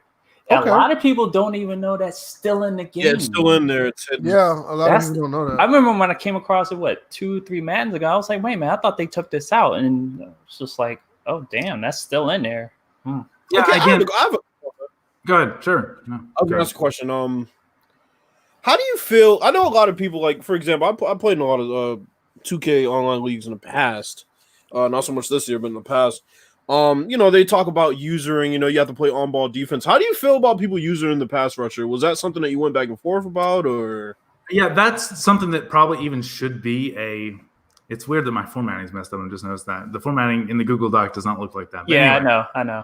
As far as the user and D-line, that's something we definitely discourage just because it can usually be a problem. But I would say in Madden 20, maybe it's not as big a problem. But, you got to put on your big boy shorts if you're going to play in this league. I mean, again, I know a lot of the best Madden sim players, and that's kind of like an unspoken gentleman's agreement kind of thing. It's not in the document, but yeah, that's definitely discouraged. Just because then you're just playing against the computer in coverage, which is a little bit boring too. So it's like a fun factor and a balancing thing.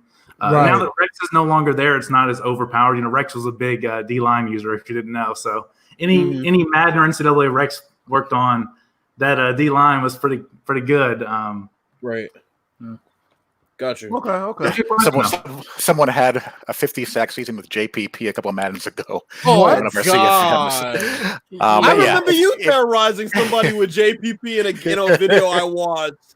I was like, what is this guy doing out there with his 3 fingers? That used to be something serious. But yeah, if you're a gamer that wants to play head-to-head and don't want to mess with the online cesspool, online CFM is really the best way to play this game. I've been in 4th and 1 for gosh knows how long. That's a league that's been on PS4 forever. It's on it's on its 2nd or 3rd generation now.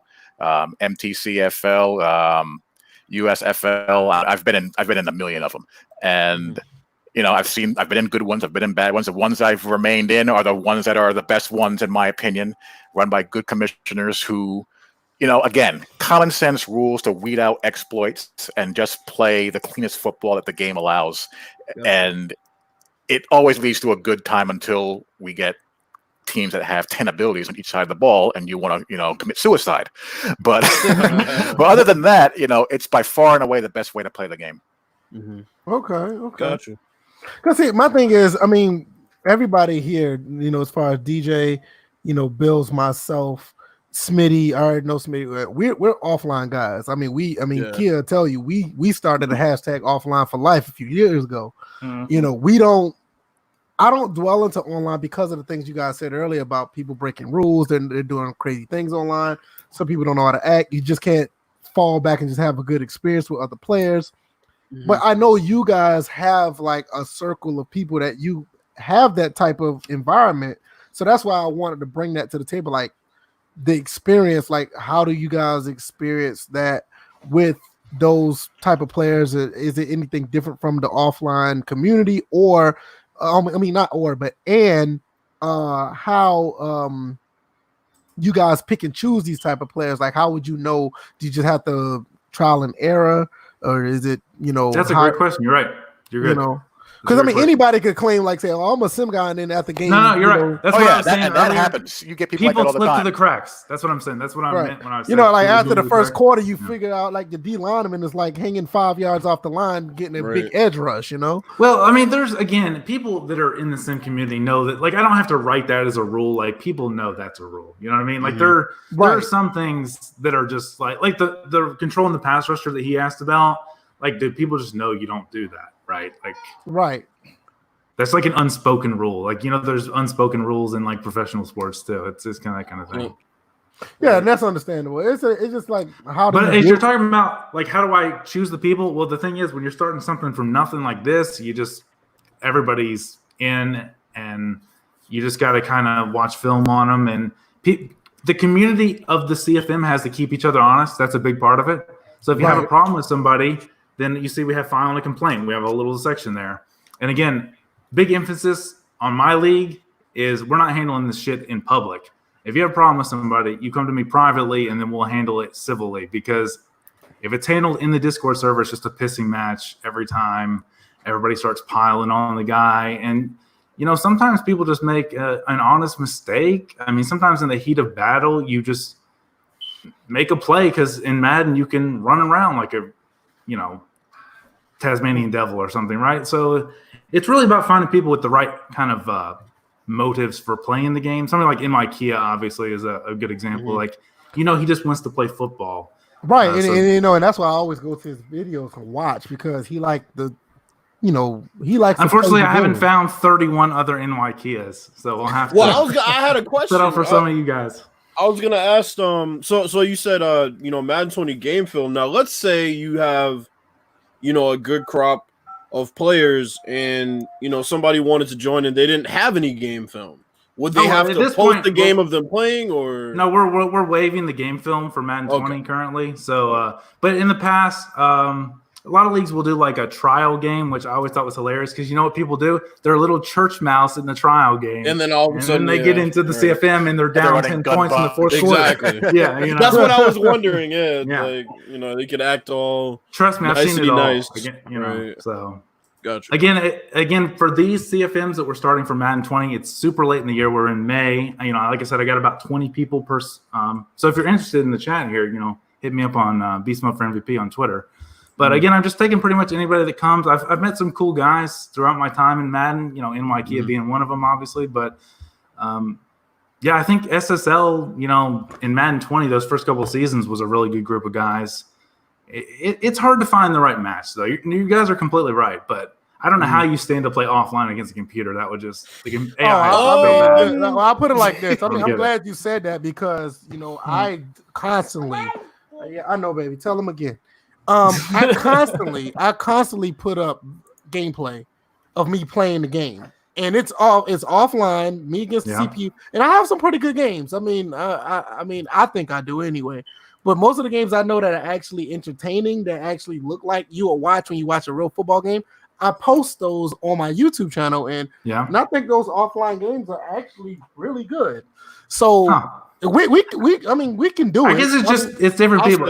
Here's what I have the most fun when I'm playing, especially Madden 20, because like I said, I actually like this game, especially over the last couple of Maddens. When me and NY Kia are playing, especially when Kia plays me, he just lets loose because he knows I'm not going to go bitch to the commissioner or something. When you play a guy like Kia and he's all barrels are loaded and he's firing all cylinders, letting loose, it's really – chess match is like a cliche thing to say, but it really does become like if then, and we both know the game very well, even from we know football, but we also know the like bugs and glitches in Madden. We know the good plays in Madden. So when we're playing, it's just a different. There's no way you can get this playing against a computer. I'm sorry. Like this actual. I mean, like I said, you can go back. And, I'm not only trying to go a few back. sports games I enjoy playing the computer in. I love playing baseball offline. I like playing NCAA 14 offline. And that's what I'm about to say. Most of my games that Madden, I never liked playing Madden offline at all.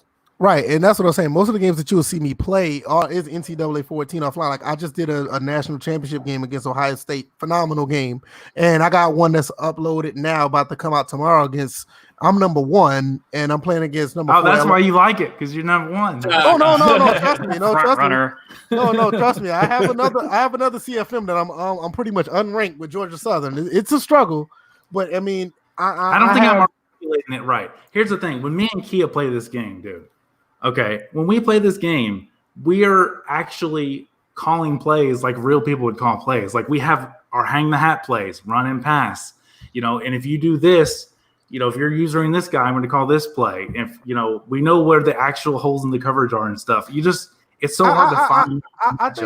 I think you may not understand. I do the same thing against the computer. You may not think it's oh my God. Yeah, I'm saying you may not think it's not possible, but like I put full gameplay, no edits, straight gameplay up. I mean, the whole game is like over an hour long, and you can see where like there's no like, oh, I got a go-to play to use to win.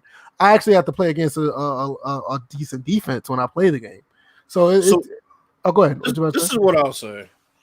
I haven't enjoyed Madden against the computer for quite some time, but the reason why I continue to not play online and I would rather just not play Madden after a while is because I don't have the patience that you and NY Kia have as far as these online idiots. I deal with it enough on Call of Duty, and I've dealt with enough in the past on 2K. And quite frankly, on 2K, I can't play against the computer and enjoy it until I do my roster and my sliders. So it's like I have patience for things like that because it's like I know for a fact that, I'm making the roster based on how it plays in real life. And once I get it done, 2K has enough gameplay fundamentals and tactics that each team has where I can play and enjoy it. But Madden obviously doesn't have that. So no, I don't get the full enjoyment of playing against the computer in Madden anymore, only because they don't have those things that you talked about you and Kia use. Yeah, At the same time, I just would never travel online to play some idiot who's just going to cheese the same 3 plays. Yeah, you got to find the right group. That's the thing. Yeah, that's very hard. That's the reason why I wanted, once I realized who Beast was, I wanted his perspective on that. Like, how do you find these people? Like you said, it's like a well, here's the thing. I'm just going to be brutally honest here. That's the kind of guy I am. Like, every game I play in CFM is not that way, dude. Sometimes I win by 70 points, and the person is bitching in the chat that I just did whatever the whole game. But, yeah, I attacked what you were doing. And not in exploiting a game AI. I exploited your defensive schemes that you were running, right? And you didn't know how to adjust. Right. Of course. Well, so it's not all sunshine and rainbows. Don't get me wrong. I'm saying I just really do enjoy playing against Kia's the best example because we've had good battles over the years. But yeah, gotta find the right group. I don't think anything beats playing against a human. I don't think anything beats that. I will agree. I'm like, because honestly, the matter of me and Bill has had a good game. Which man did we play each other online? We played shit, I don't even remember. Yeah, Madden but we also 16, Madden 17. But we also had some good games in the NHL. Yeah, we play NHL. I mean, that's the one thing I play online. Like, I'm not gonna play a random, right? But I'll play DJ. Yeah, on NHL. So it's just a matter of what type of online you're talking about. If it's just a match with somebody is gonna be a straight up player, then right. But not. And let me piggyback off this exact topic. Is what I want to do is build kind of almost an empire of these kind of CFMs where we run multiple CFMs on each console. Like right now we have a PS4 and an Xbox, right? But once these get going and I get some more help running these things, hopefully, You know, I want to have multiple and really build a community. Like, you know, I have a Discord server. You know, I don't know if you guys ever watched any of my Twitch streams, but I'll do like live lab sessions where people can ask me anything. Like if they're having trouble stopping the concepts, we can talk about it. So really, it's a learning environment is the term I like to use. I think that's important because I just don't like it when the same guy is like getting third in the division every year and he's never improving. That really irks me. Like, especially if he's in my division, it's like, dude, we play twice a year. Can you like put some effort? I mean, obviously people have real lives and stuff, right? But to me, the whole fun of this CFM thing is, you know, really studying the person, seeing what they do, and then playing against somebody who understands how to make adjustments. Right. That's and, you definitely value growth and understanding. Yeah, that's exactly. The main thing. But you want to make it like you don't want it to be a hostile environment. Like there's a balance, right? Like I feel like some of the CFMs you're in, it's like somebody breaks one rule and they kick them out immediately, right? Like it's like that's not the right way either. I don't think. You know what I mean? Like I don't know. But I figured coming on here, we'd be able to get some like-minded people maybe for the CFM. So again, if you're interested, you like the Google Doc, go watch my video. I think it's like 16 minutes long on YouTube. I go through all these things. Everything. I go through the whole document, explain my reasoning. If you have further questions, DM me on Twitter, Beast Mode for MVP. DMs are open. Obviously, I'm not going to answer during the stream here, but you know, after the stream, I'll be happy to answer. And again, if you guys have other questions, keep them coming. And Kia can probably jump in. Me and Kia have been in several, you know, leagues, and we can talk about some good and bad. You know? Yeah, I was saying you've said a lot. You know, Kia. Yeah, Kia, go ahead. Yeah, we pretty much we know his. I don't have anything to add other than what I said and what Zach added. That pretty much covers it basically. Right, I was saying because we pretty much know his philosophy through his videos, but just to hear it from him, we don't really hear as much. You know, as far as not that we don't know, because like I said, we learned through your videos, but. The online thing to me, I don't have a problem playing online. It's just that when I get on the sticks, I just don't want the hassle.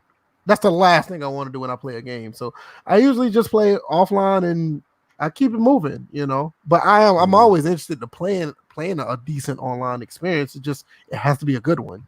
Because even outside, I got one for you right here. Because even outside of these sports, DJ and Bills could tell you. We get on shooters as much as we can. Online. It's not like I don't play online at all. It's just that, it just has to be that experience that's going to like really keep me, going without the BS. So honestly, what Beast Mode's doing, I would like to do in 2K, but it's hard to find the basketball. The basketball community is far gone. That community is far gone. The 2K community is just like the Madden community. It's no different. That's what I'm saying. It's like I don't even want to. I don't even want to think about the dudes that would just be picking the worst. That's what I'm about to say, DJ. I think they're worse. Nah, man, you haven't been around this quote unquote Sim Madden community like me. We've been around. We've been around. They've all been around the block. Yeah, there's been some toxicity out here. I'll look at it like this. Hold on. I'll use a Star Wars phrase. We've been through the trials. We've made it through. We're like Jedi Knights in this. We've been around for a long time. Yeah. The thing about that Beast, just go to the park on 2K. You'll understand what we're saying. That's all you had to do. You couldn't pay me to play that. That's all you had to do. Or fucking Rec League. No, you don't even have to. You don't even have to go and play. Just go watch what they do in the park. Just literally stand and watch. Right. You'll see exactly what horrible, man. It's horrible. Here you have your. It's bad over here on the football side, but I think the basketball is worse because they dress their players up. FIFA's pretty bad too. They're dancing and flipping on the fucking court. They wearing tight suits. And playing dodgeball. FIFA's pretty bad too, and PES is pretty bad. I played FIFA PES. Has that thing that they're going through with that one guy. Yeah. Remember that one guy that? That we talked about. That got banned. And then the people that are getting robbed of their coins and. Bro, there was one year they put out a PES demo and it was literally only online. Oh my god, it was such a fucking cesspool of cheesers. NYK has been talking about that cheesy fucking lofted through ball for years. And that's all they were using online for PES. It was a nightmare. It was a fucking nightmare. Yeah, online is always going to be a cesspool of degeneracy no matter what. The only thing that is different is which game looks shiniest while it's jamming you up with a plunger. That's pretty much it. Because on 2K, it's all about that green release, right?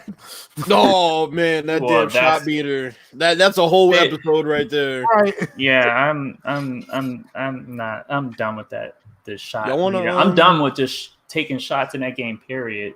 Because I feel like they've added in the NBA Live lag to shooting, and that because you're not gonna tell me I can't shoot with Bradley Beal all of a sudden. Been playing with him for like what 4 or 5 years. Come on. What you about to say, Smitty? You said what? I thought you was about to say something. Oh no! I got my son on my lap for the moment, so he probably heard him say something. So have I won y'all over? Have I won you over for the same You had me experiment? thinking about it. I'm not gonna lie. Okay. Yeah, I mean, I was thinking about it. Just listen to what you're saying because I mean, don't get me I'm wrong. probably the toughest one you're gonna have to convince because I am dead set on staying offline. Yeah, I mean, Just to be upfront. Yeah, I'm I mean, dead set. I'm kind of the same way too. Because don't get me wrong, I love what I'm doing offline. Like I said, I love it enough to post videos and show you the gameplay because like the games are actually entertaining to watch, and I play straight up. The CPU plays straight up. There's no wonkiness. The problem in the sim community, straight up has different connotations to different people too. That's another kind of. Well, I mean, it's like, the community is divided into different. I mean, we know what we're talking about. We're not going to talk about the clowns that think straight up is just don't do anything on the field. I just remember this. I mean. We call it different. Ask Madden or call it different play. Right. I mean, we know what the confines of the rules mean. I mean, that's basically. I got one more question for Beast Mode because now y'all brought up a point. All right, so I know you've seen these competitive dudes and these arcade dudes on Twitter talking about what should and shouldn't happen with the CPU and what they should be able to do and what they shouldn't be able to do. What is your view on what limitations should be put on the computer when you're playing a person online? Because I've seen people say every time the ball is thrown to somebody, if it's a CPU player, it should be dropped. I've seen motherfuckers say you shouldn't be able to force a fumble if it's the CPU. That stuff is scary because one of these years, those fools are going to get listened to. Yeah, the thing is, that's the people that are going down to EA now, I think. So. Really? All the ones that say like if you're a user and a player, you shouldn't out or whatever. Tourney guys have always been going down to the studio, but yeah, they'll like what I think Kia was saying. Those are the guys that get the ear of the devs because they're the ones that are seen out there. And I mean, look, heck, they're taking them into the studio and face scanning them and putting them into the game. I don't know why. I'm insulted that I don't have a coach in Madden. I mean, I'll go on the chalkboard against anybody, any of those guys. Let's go. And they call it. Give me a face scan. To Clint's credit, he's fended those guys off. I mean, not all comp players are like that. I mean, you're talking about a small section of them that tend to be kind of vocal, but to Clint's credit, he's managed to fend that off, and hopefully that continues to be the case. I tell Clint to get off Twitter. Otherwise, you just have a complete disaster on your hands. I like when he deleted his Twitter. He should have kept it that way. Best thing they've done was, best thing any of the devs have done was get off Twitter, to be honest with you. There's just no benefit. It's just, it's terrible. All the people tweeted at him have no idea what the hell they're talking about, for one thing. So, well, I'll tell you, I'll take Quinn on Twitter, but who needs to get off Twitter is fucking Twitter Mike. Mike Wang needs to stay his ass off Twitter. Wow, yeah. I've been asking about. He's asking like some of the stupidest stuff in the game. Like, Wang put out some crazy ass poll. I don't even know who this is. Who is this person? What was it? Right. Beast Mode, let's just give him some background. Mike Wang, director of gameplay, essentially at NBA 2K right now. He's the Clint of NBA 2K. 2K. Yeah, he put out a poll regarding should you be able to miss a layup if you mistime the meter if you're wide open. He was asking if you should miss green releases at one point last year, and that's when I'm like, I'm muting this motherfucker. I'm done. I can't do it anymore. I was like, my God, sports gaming is just screwed. Oh my God. To me, that whole game is just screwed up by the server. I'm still raging over the fact that my controller settings constantly revert back. Revert back to the default settings every time I log on. I'm just like, no, that's no. Mm-mm. But it's like I see dudes all the time on Twitter. Oh, well, if I get a green release, I shouldn't miss. In what world? There's plenty of people that have perfected their release. Does Ray Allen shoot 100% from three? I mean, you think he has a bad shot release? The motherfucker takes 1,000 shots. And I'll tell you this. I mean, everything that people criticize EA about regarding, appealing to casuals and microtransactions. If you're paying attention, 2K is gradually becoming the same way. And it got they're worse. Getting there. Live, they're getting there. Yeah. And in some cases, they're worse than EA when you look at the slot machines they got in the game and shit. Oh, unskippable ads. Yeah. They've gotten to the point where they've ported their badges over strictly from my team to the actual game. Right. And they operate just like they do on my team, essentially. Man, in some cases, they're not almost as worse, so. But I tell you what, their franchise mode. Yeah, I mean, give me my league or give me death. 2K gives them heads just enough every year to say, okay, we have our section of the game, and we're just gonna ignore all this shit over here. And that's really the biggest difference. There's more things for the guy who wants to play offline to do. Right. In Madden, there isn't really much there outside of just menu navigation, get into the game, play it, and get out. Yeah. Right, exactly. So, because I was about to jump into this Madden Championship Series. What are your thoughts about this guy who Frankenstein the game? Do we really have to talk about this? Yes, this is what I'll say.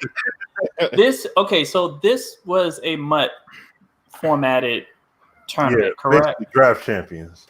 Okay. I have MUT champions. It was salary cap, Madden salary cap. Yeah. Okay, so pretty much he could do wherever you wanted, and it wouldn't have mattered. I'm like you have to stay under a salary cap. That's what it is. Right. So anybody as long as you're under the salary cap. So like for me overall, since it's MUT based, I don't care. I've not really touched that mode since its inception, and the fact that he won the way he won, it's MUT. I don't care. Drafted a fucking punter as his and ran the ball every. Okay, there's two things to this. First off, the fact that was allowed is fucking bullshit. The second thing is whoever he was playing, like the dude didn't throw the ball. Not once. Okay, if I'm going to talk about this, Kia, did you watch it? Yeah, I watched it. Okay, what were the run concepts he was running? Because he ran the ball every down, right? What was the run concept? It was just dive and stretch. Dive and stretch. And he cuts dive outside, or does he go back outside? No, he took it to the weak side. Yeah, dive and stretch. He had 3 X Factor offensive linemen and an X Factor. Yeah. Didn't he have the offensive linemen as receivers or something like that? Yeah, he stacked his defense and he stacked his line.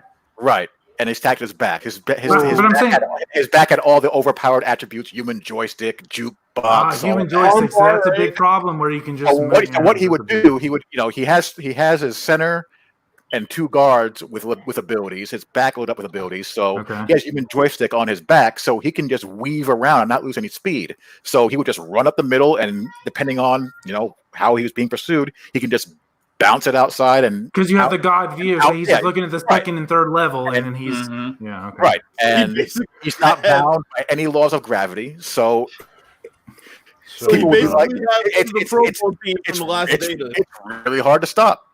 Yeah, isn't it funny how an ability that literally lets you defy gravity is like really good? Huh. That's weird. Bro, that's funny because I remember playing Pro Bowl on the beta, and I'm like, holy shit, these abilities are. Oh, that wasn't in the game then. Human joystick was added later.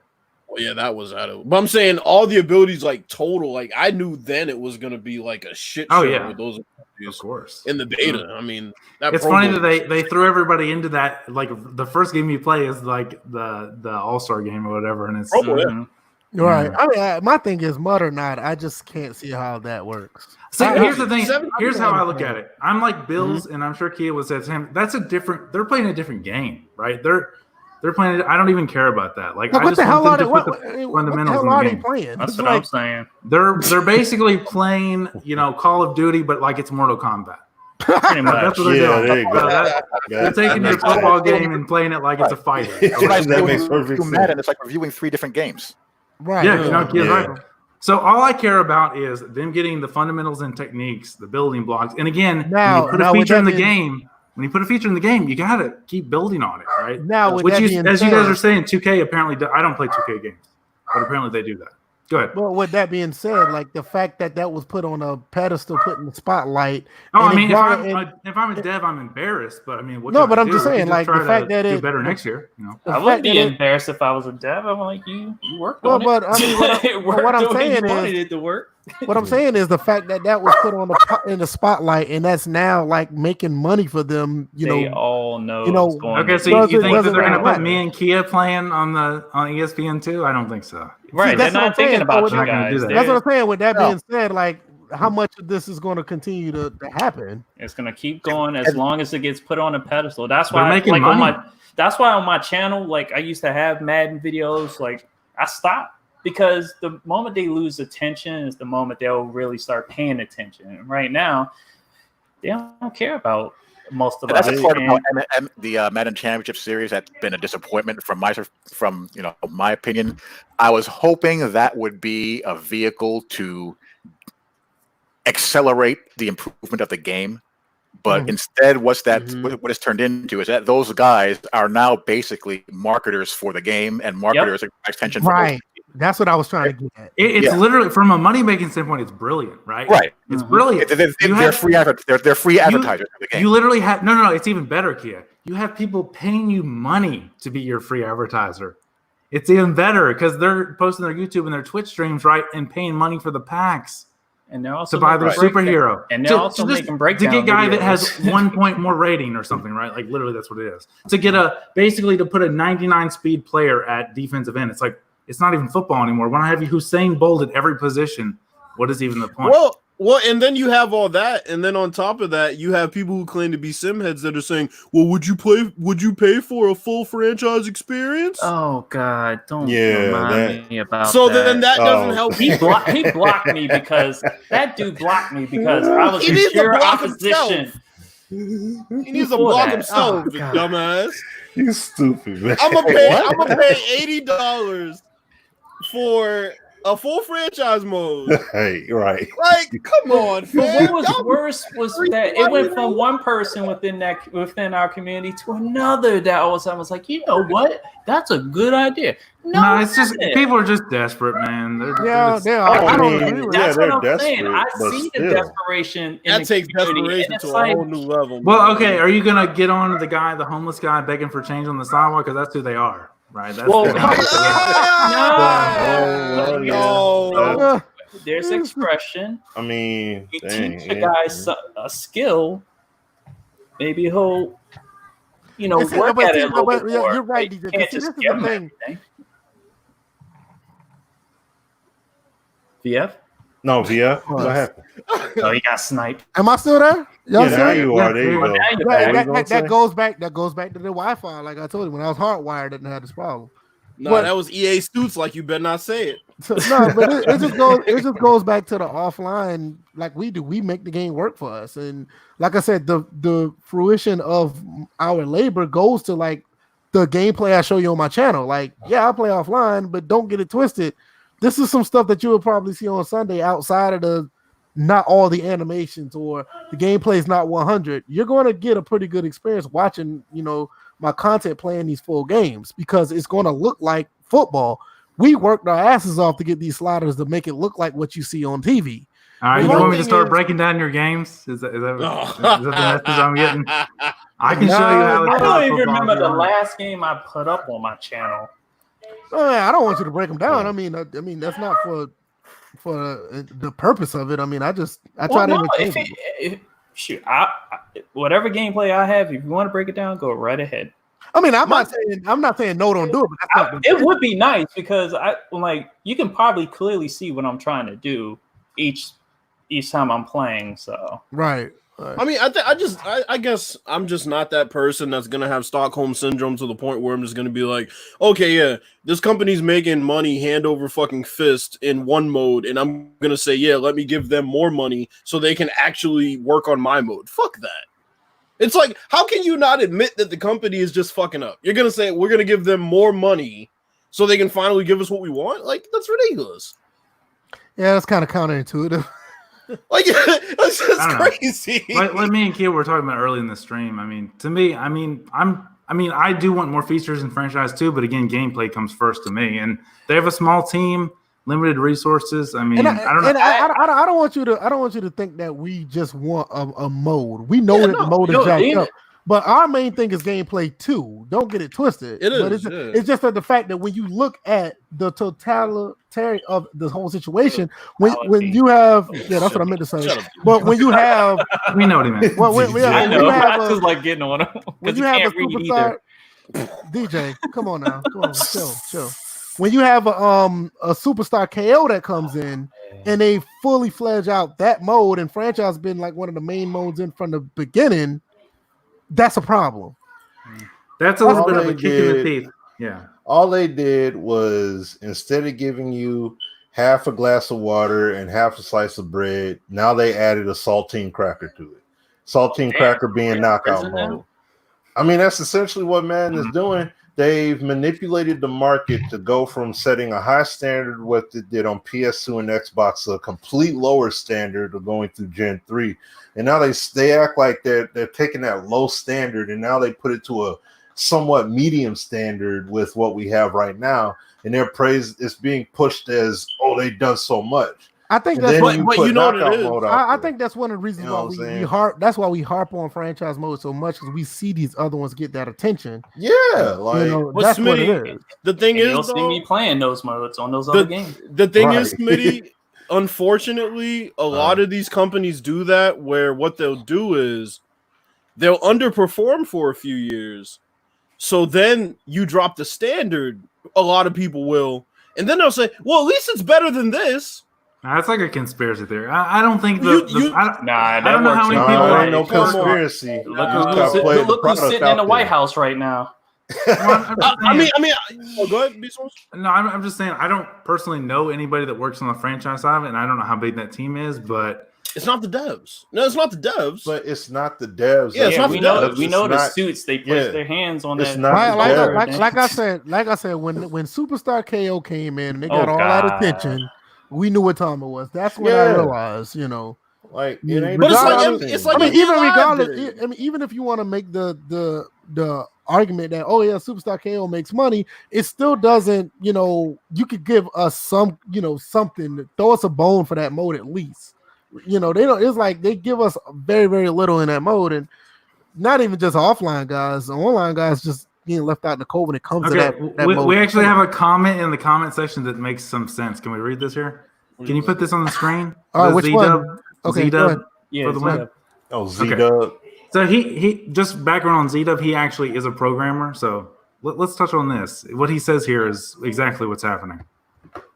I'm trying to find you gonna read it? He put it on the screen. You guys see it? I'll read it. I'll read it. I thought he was about to read it. That's I thought he was going to read it too. I figured everybody could read in here. But I didn't see it on the screen. No, I see it. I'll read it. I see it now. It says franchise and any other software company would be treated like a legacy application. Keep it running. Better talent works on the money-making team. Investments and focus goes into mud. Well, I think that's we've been saying that. We've already said that. Yeah, we've said that. So what I'm saying, here's what I'm saying though. What does this conversation do? What are we doing here? Is this going to help it? Or I mean, like, what is the end goal? I mean, the end goal is I'll tell you that. We're all on the outside I'm gonna tell you right now. so- The end goal is basically give us Madden 12 back in franchise mode at the minimum. Why would you take certain things out from a mode that was 10, 11 years ago and take it out? Listen, I'm not even worrying about just trying to make it better or part of other things. You taking stuff out and just abandoning it, regardless of what these legacy applications or what devs are doing. When if you have the ability and the time to take stuff out, then that's when I know it's a problem. It's one thing to keep it stagnant based on how well it was in the beginning. But when you taking things out, that's the issue to me. Well, here's the other thing. We've had plenty of productive conversations. We've had plenty of productive tweets we put out, and we've listed several times all the shit that we want in franchise mode, and it's been ignored. So we've had plenty of time to be productive, and they've had plenty of time to be productive. I'll put it like this. I'll put it like this as well. We talked about the Combine, right? Yeah. Combine was in a PS2 game, right? Right. We talked about other things that are earlier. Combine was on the Xbox 360 game too. Yeah, Exactly. One of the years. When we're talking about some of these things, these are not new things that we're talking about here. These are things that they literally put out the game. That's why we say what we say about CFM. It's not like we want something revolutionary. We want something new. We want stuff that we had before. And I think as a paying consumer, I don't think that's a bad argument to have. Bro, I mean, me and DJ have said it. Give us what NBA 2K15 had. We're on NBA 2K20. You know, it's not that we're just complaining about just to say we want stuff. When you give us something, you take it out, then I think we have every right to complain. No, I think you're right. That lowers consumer confidence. No, you're right. Right. We're not asking you to invent something new. Well, it makes no sense to me. I mean, you can look at my channel. You can look at my channel. It makes no sense for me to be playing Madden 08 PS2 and having a franchise mode on that because I like the fact that players actually get hurt or actually hold out because their contract's messed up. They don't even do that. That happens in the NFL, and you don't even have that. Well, let's talk. But that's what I'm saying. It's like we've been when they actually get a bad morale and request a trade in a PS2 or PS3 game. Why? What's the problem with not having in a PS4 game? It's just stuff like somebody put Tony Bruno. Why is there not the radio station back in the game? How about we're asking for hot and cold streaks to not be taken out? It's not. How about that? Like I said, we're not asking for much. We're asking for what that's. What the problem is that you got. It's like saying you got a 2000 model car that had back then you had the power window package, the leather seats and all that. You know, you had your heated and cooled seats and all that, whatever move, right? Right now it's 20. You're like now it's 2020 and you got backup cameras. Exactly, you know what I'm saying? Who's got backup cameras and all that stuff is standard. You looking at EA like, dude, all we can get is cloth seat. We only got one cloth seat, no power, nothing, and we got to roll up everything manual. And the best part is like, hey, next year we'll put out a card that'll have a backup camera, but all that other shit, you're gonna have to wait. That's what we're saying. Like, but see, the problem is though, Beast Mode, is that the conversation is redundant because other companies are putting out product moving forward. And Madden isn't moving forward. That's just overall. I'm just trying to think of a way that we can actually do something with this. So you got to get in someone's ear who's either on that team. We've been there. We've been to the studio and everything, bro. The reality is it's not just as simple as let's get enough people together because you're not going to get enough people together. Yeah, we tried that's not going to happen before about the game in general. Look what Shotmaster tried to do for 2 years. Right. You know? He even tried. So the reality is they got to have legit competition. There has to be somebody else in that space that can honestly be seen. And I don't know what this 2K football thing is going to do or not. Yeah. So I can't, so we don't know what that's even going to be. So I'm not putting my eggs in that basket. But if they do come with something that can potentially do something as far as revenue, like taking some away from Madden and making an impact, then maybe that simulation door can open up at some point, and then maybe that you'll have another company that could make a simulation football title too. They've gone unopposed for far too long. Well, everybody will agree that could happen. Good. I mean, I think that's one of the reasons why, like you said, like why we harp on the modes is like, that's why it's not that we're not asking for anything that's brand new. Trust me, we're not. I mean, if like I've been playing Madden since probably Madden 89. I mean, I'm an old head. I mean, I'm not old in age-wise, but I've been playing these games for a long time. Smitty's been probably playing since the Genesis. I know DJ's been playing since the NES, probably before then.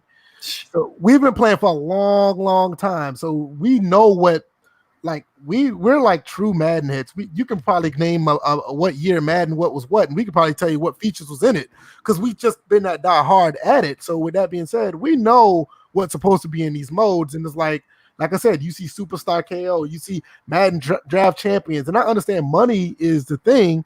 That's why it drives it. Yeah, well, that's what I was going to say. Is if I can interject, you're not the target market anymore. Unfortunately, in the PS2 days, you were the target market. You know what? Now the market has shifted to Bingo. There it is. I totally that's really what it comes down to. It might not ever get back to the way it was because of just that. It's never going to happen. I totally agree with that. But for you to take stuff out, like if you kept everything the way it was, 85% of the complaints you probably wouldn't even hear. But when you take out the but they had to go from PS2 hardware to PS3. Dude, I don't know about the previous devs, but Rex Dixon has been a game dev for like 25 years. You think Rex Dixon's just pulling shit out of the game? He had to. He wouldn't do it unless that's hard. I ain't gonna say that's hard for me to believe, but I cannot just go ahead and say I co-sign that. It's not that but see, this is the thing. It's not even so much that we're blaming. By the way, I hate these type of discussions, and you can tell Kia does too because he's not talking. Yeah, I mean, I've heard this so much over the past. That's decade. What I'm saying. I'm trying to approach it from a different angle, but it's just a tired argument that nothing we're going to do. It's not actionable feedback. I'm barely saying anything. Okay, time out. I can understand. I'm done with it. You can understand. You feel like it's a tired argument, but it comes to a point where you just live and let live. Just don't. It wouldn't be a tired argument if they fucking got their act together. That's what I'm saying. I mean, what we do? I mean, what should we do? We should just live. Look. Just don't worry about it. Each person. Here's the thing. They have their metrics. They have their balance sheets. They know exactly who's playing what and how much and who's spending. Yeah, they have a marketing department, right? And who's spending their money where, and that's all they care about. And they say, oh, they're spending the exactly. I can't speak right now. the gamers are spending the bulk of their time in these modes. We're going to allocate the bulk of our resources toward those modes. And until they see a justification not to do that any longer, that's the way it's going to be. Didn't they claim that franchise was being played by a whole bunch of people? I don't believe that. Yeah, that's when they start throwing numbers out there, and I was just like, you know what? If you want themselves in the foot with that. I look at it like this. When they started throwing numbers at me and I understand the statistics, I was like, you know what? Peace. Franchises, there's a bunch of people playing franchise right now. Yet peace. Right. I believe there's a lot of people playing online franchise. No, offline, still like peace. That's another thing. I don't believe so. But that's another thing. Even if online franchise is what it is, like, why still take those things out? I mean, I don't feel like I'm asking for much, and I'm not trying to say I'm like this, militant consumer. It's just the basic question that it seems like everybody just tiptoes around and say, hey, they're making money. Who gives a damn? You know the way you feel about this, and I don't think that's fair to people. I know. I understand because the way you feel about this topic is the way I feel about the techniques and the real schemes being put in the game. So I feel you. Yeah, it all comes together though. I'm just trying to think. I'm just as a human being. This is my approach to everything. Is how can I actually get results? And I got results. I talked to Clint literally 3 or 4 times a week for years. And you know what? He did make changes. He fixed blocking schemes that I brought up. And so I'm just trying to figure out a way for you guys to do that with this. And I don't think there is a way, literally. The only thing I can think of is get to know some of the devs in this space, which I don't even know who they would be. I know the White. What's his first name? Anthony. Yeah. No, not Anthony White. John White. John White. Try to get in his ear somehow. That's the best I can even think of. Guys like Smitty. Look, Deuce Douglas laid it out. Okay, you know what I'm saying? Deuce Douglas. But they're not listening to him. He can lay it out he wants. They're not paying attention. They're not paying attention to him. But they're once again. Okay, let me say this again. Deuce Douglas laid it out like a carpet. If they ain't gonna do it, what else needs to be said? It's right there. And the thing is, Rex tried to reach. Well, he did reach out to him when Rex was there. And we made sure that Rex, like we told me, Sim, we were the main ones telling him, like, Rex is a rarity, right though. Here, there's not going to be another Rex. They ran him out. It doesn't matter, though. Yeah, they did. That's the kind of cat when you put him in front of him. Y'all knew that. That's the kind of cat that you need. This is a blueprint. This is what you need to do. That's it. If you don't do it, or if you're not doing anything remotely close to that, I'm sorry, dude. What needs to be said in that context, other than just going in on what you did or did not do or how you failed year X. But and because you didn't deliver. Another thing about it is like you hear what we're saying, and I understand what you guys are saying, what Kia and Beast Mode are saying, but when you have a basketball game, it's just doing literally what we're saying. Again, I don't know how big their team is, but I don't want to give exact numbers, but the Madden team is very, very tiny. They work in a very tiny space. And think about all the stuff that is in this game, and now they just keep adding more modes. It's like they're stretched so thin, right? Okay. I feel you. I feel you on that. Let 2K come out. I'm happy 2K's coming out. No. I'm just saying, wild imagination. Let's just be wild off this and just say, let's say next year a simulation product is being made. Watch all of a sudden how Madden executes. Oh, like a Switch. You see what I'm saying? Like all of a sudden they're gonna be lightning rod. Boom, boom, boom. Well, what's gonna happen is that they're gonna wind up putting more people on their product. Right. Yeah, but I mean, because do you think they're going to compete with 2K with the same size and number of people? No, they're going to put more people. But that's what Smitty's talking about. Smitty's talking about the sense of urgency. He's not even talking about how they're going to do. He's talking about the sense of urgency in general. Well, there is no sense of urgency right now. Well, that's the thing. They both work hand in hand. There's going to be a sense of urgency, but I don't think anybody's arguing. You're right. Yeah, like, competition is good. Yeah, like no one's saying, sure. Not like I said, I'm not saying Beast Mode's wrong in any way or whatever. No, like, he's absolutely right. Team. Like he's on point. Right. But it's just the fact that all of a sudden EA is either going to sink or they'll swim. They'll become. They're raking in that money. Oh my man, God. this Scrooge McDuck. Dude, it is mid-May and people are still excited for those cards, man. Just because there's one more speed or something. That's what I'm saying as far as Madden though is concerned, not as a company. As a company, they're making tons of money, but as far as a Madden franchise, they don't want to see that get ran out the building like Live did. Live got took to the watershed. You know what I'm saying? Yeah, it doesn't seem like a company that learns from their past at all to me. Well, look at all the companies they've killed off. But see, that's the only thing. I think that's the only thing. Before we get into what we think about 21 and going beyond further on, and we're going to talk about thoughts on 21. I don't either. I want to think about I just think that, like I said, at the end of the day, I just think that the stuff that used to be there, at the minimum, should come back.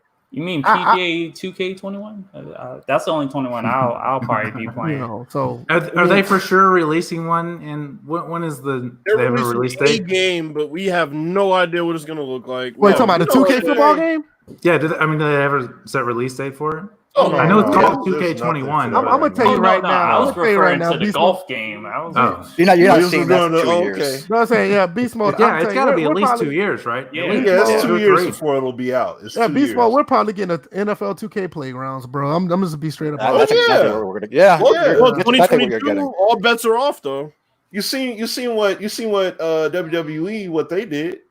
Oh God! Hey, that game actually looks fun, 21. But 2022 though, that's the year that everybody needs to pay attention to. That's the actual year where shit can pop off.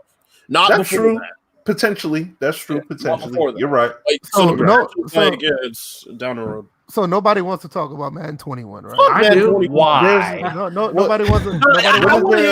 I want to hear what early. Have to say. Too early. Yeah, it's way too early to do We know nothing about it. You got next gen coming up, and we know that you can reach the ball over the pylon. Oh God, that could be a 2-man. We all know how I feel about trailers. I will not spend. I'm already giving out L's on that. Of oxygen on a trailer. Smitty, you took the words right out of my mouth from what I said. I said that's just a 2-man animation. Yeah, well, that's why a 2-man animation. Man. Like, I don't know. Oh, that is definitely a 2-man animation, 100%.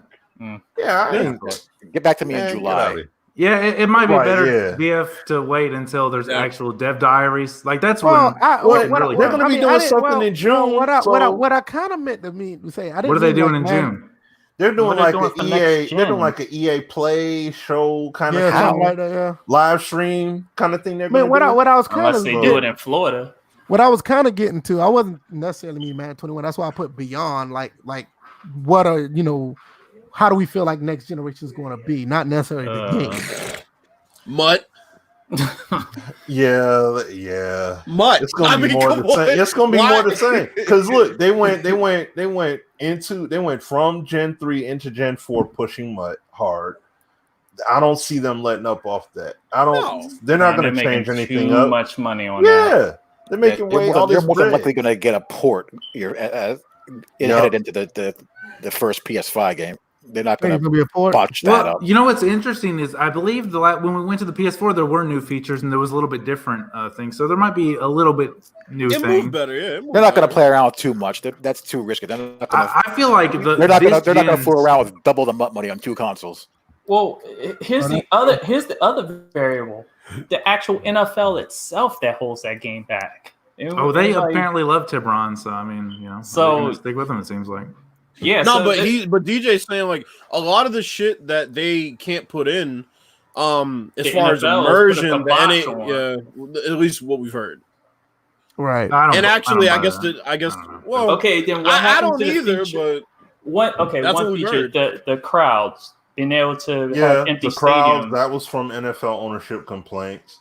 Helmets popping off from getting hit. That was. You don't see concussions. That's a listed injury. Yeah, there's no head injuries in the game. They even altered in Madden 25. Remember, they had to alter the trucking. They looked like they damn near ran upright when they truck players and everything. Yeah. Like that was because of the crowning rule. Now, if you get an upper body injury, it's straight broken collarbone. Nobody gets a head. There are no head injuries at all. None. Right. All the other games, when you talk about injuries, NHL, NBA 2K, MLB The Show, you have they don't shy away from it. Right, it may not happen as much, but NHL they still have the 2 classifications: minor concussion and major concussion. But we know the NFL was like the target of this concussion thing, so we know how that went. Right. There's going to be some type of muscle that they flex. NCAA did the same thing as well. Remember, in NCAA used to be able to commit, under the table recruiting violations and all that. But see, that vanished. But see, NYK, that goes back to what I'm saying. Not necessarily NCAA. It's like when you play the dynasty mode there, they take things out. Well, I mean, it's no different than NBA 2K. They still don't have technical fouls. Well, I mean, I think every company does. Well, you hook up that connect and curse in that. That's completely different, though. That's what I'm saying. But they have flagrant fouls in there. They have, but I mean, come on, technicals. It's been years for them to put technical fouls, and they haven't put them in. It's clearly something the NBA is saying no, we're not doing. Right. So speaking of NBA 2K, who got thoughts on The Last Dance before we close it out? First off, Beast Mode, did you watch The Last Dance? I don't know if you're a basketball fan or. No, I do plan to see it, but I didn't watch any of it. I want to see it all, together. I got you. So I'm definitely gonna watch it, but no, I haven't seen any of it. Yeah, I tried. We can't talk about it though. We might spoil some shit. No, you go ahead. I mean, I know what happened. Yeah, I was trying my best. Well-ish. There's a couple things it took place. There were a couple things that were real good. I tried my best to get the bootleg version, get all 10. Yeah, you did. Over here, like after the first 2 episodes, they were all out, but you just had to find it. ESPN, Disney, they shut all that shit down. Any place that had they were. You're not gonna be able to pirate that for the damn. Yeah, no Disney way. is like you should have Disney. They run the world. Right. Look, they're literally the empire. Yep, exactly. Right, they had links up. The links were there, but every link I clicked, DCMA, broken link. DCMA. Broken link.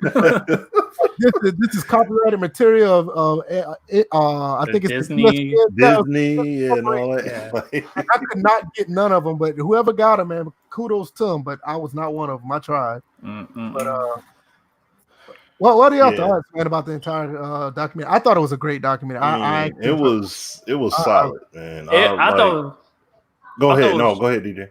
I thought it was a good documentary. It definitely put me in a time warp. Just reliving the 90s all over again, which to this day is still the best decade ever to ever exist.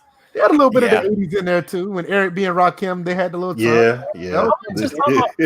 I'm like talking about just the even at people's attitudes. I'm like, it was a chill decade, but being in that time where I remember watching it on the SD TVs and giant tube TV. Yep, pretty much. So The one thing that they did talk about, and that was the flu game. That's like the big thing the media ran with it. Little tidbit. I remember when I was watching the game, the pregame, they did talk about the fact that he was suffering from food poisoning. So it's like they did say it was food poisoning. I remember that. Yeah. So it was like when they said, "Oh, it's a flu game," I'm like, "No." They named a sneaker after it and called it the fucking flu game, for Christ's sake. Because it's marketable. Well, obviously, everything was Jordan. We're gonna get to that. So it's just like it was funny how they said how he got the pizza. It was like 4 guys came to deliver the Yeah, that dog don't hunt. He was at the club. He got sloshed. Had a hungover. That's what I'm saying. Like you would be right. Like, come on, man. The 5 people delivering a pizza, man. At 2 Please, right? Come on, man. And everybody's like, nah, us unimportant motherfuckers ain't gonna eat it. But Jordan, go ahead.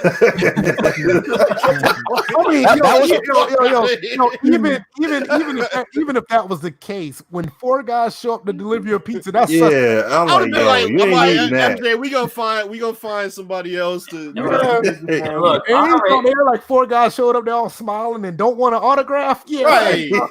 I'm like, and you feel like people had gripes about the Utah fans now. Back then, I hated them with a passion. Yeah. I'm like, they had Jordan's kids talking about they used to hate being there. I was like, I felt that through the TV. Right. It was nuts, yo. It was like, nuts. fuck you, Karl Malone. Does 2K capture that immersion for you? Utah fans. Let me tell you something. I haven't played enough games in Utah.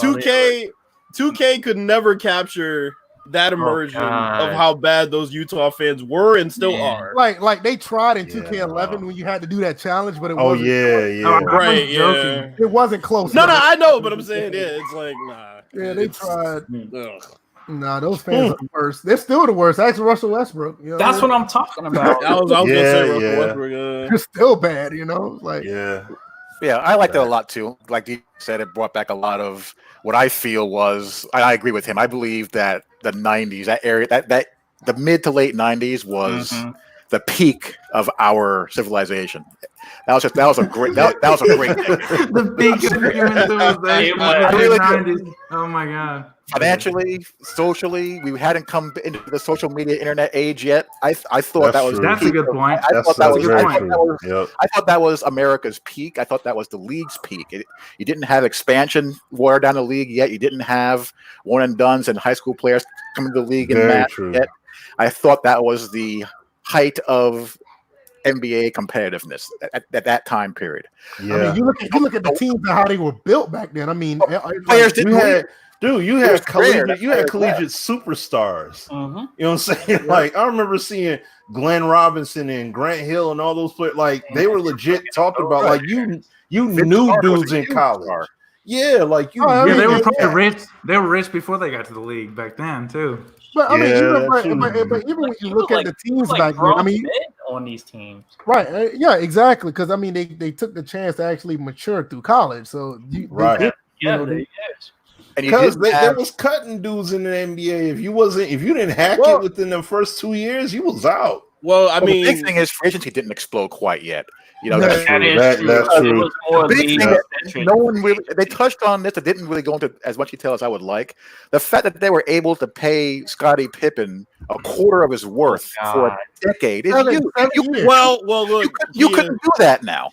Well, yeah, that's true. The 80s was a scary ass time. Boston was not the worst team in the league, and they said, "Look, junior year we're drafting Larry Bird. Just know for a fact, the 80s was a scary ass time." You gotta understand, like Pippen had a 7-year, $18 million deal. Right. It was bad. Jordan had would be a max contract player now. Right. And Jordan was no different. Jordan had an 8-year, $25 million. Yeah, Jordan was underpaid. Leading up, Jordan was underpaid damn near his whole career. If you think about it. Yeah. So it's like, I mean, anybody else? What are your thoughts about? I mean, I'm biased. I'm a Bulls fan, so I mean, the one thing that bothered me is that my lone criticism of the series, it's okay to say that Jordan is an asshole. Yeah, great player. Now he was an asshole, and that's fine. It's okay. Yeah, I don't believe Michael Jordan is a good person. Great I'm gonna player, say my whole great thing, winner, but I think he's a jerk, and that's fine. Nothing wrong with that. Yeah, But there was too much whitewashing of, I'll say he's such a this. he's this great leader, So grabbing guys with the scruff of the neck. No, he was a jerk, and that's fine. So no. Now look, Kia. Now look, I needed you last week when I was saying that shit. I mean, he's clearly a Because it's sociopath like- and a psychopath. I mean, there's no. That is true. It's like There's no denying that. Jordan has every argument possible for the greatest of all time. I'm not gonna sit and try to debate that. But the only issue I had with the documentary is just like, God, it was a 10-episode suckfest to the dude. It's almost as if there was a gun to everybody's head that was talking that no, you cannot say anything negative about Michael Jordan. No, you cannot put anything negative about his losses. No, just talk about the fact he scored 63 That's points. disappointing. That's disappointing. Is it really that bad? Do you guys It think was that? No. What? No. Mills is just jaded Come on. because of the people that No. surround. No, DJ. No, it has nothing to do my with problem. This is my No, problem. you with the address, the like, last game. people that you mainly address are the people that are like on the But- surrounded. They're not acknowledging Jordan But- for who he really is. But here's the thing, though. The thing is, I don't hold that against him. But just be honest. No, he's a great competitor. Right, but that's what I'm saying is like, I wouldn't want to be around him, but I'd want to be on his team. I don't even know if I'd even want to be on the team. I'm addressing Actually, I'm but- addressing the perception that the documentary would create based on how they present things and don't present other things. I think the problem with the documentary, I went through thinking that it was going to be more about the Bulls, but it turned out to be more about him. I mean, and I'm a Bulls fan. I enjoyed it. I have no problem with how it played out, but from a person that's actually looking at it as a Bulls fan, I thought it would be more about the Bulls, not the 8th season. But it turned out to be pretty much a documentary of Jordan's whole career, which I don't have a problem with. It's okay, but it just wasn't presented that way. I can see where somebody can be kind of offset about that. But that's what I'm saying. It's like, bro, like my thing about Jordan has been the same since the beginning of the time when I started talking about how they cover this dude. Is just like all of his positives are magnified and all of his negatives are minimized. It's just that's how he's covered, and I have a huge issue with that. But doesn't he say that the thing that drove him to baseball was the bad media attention?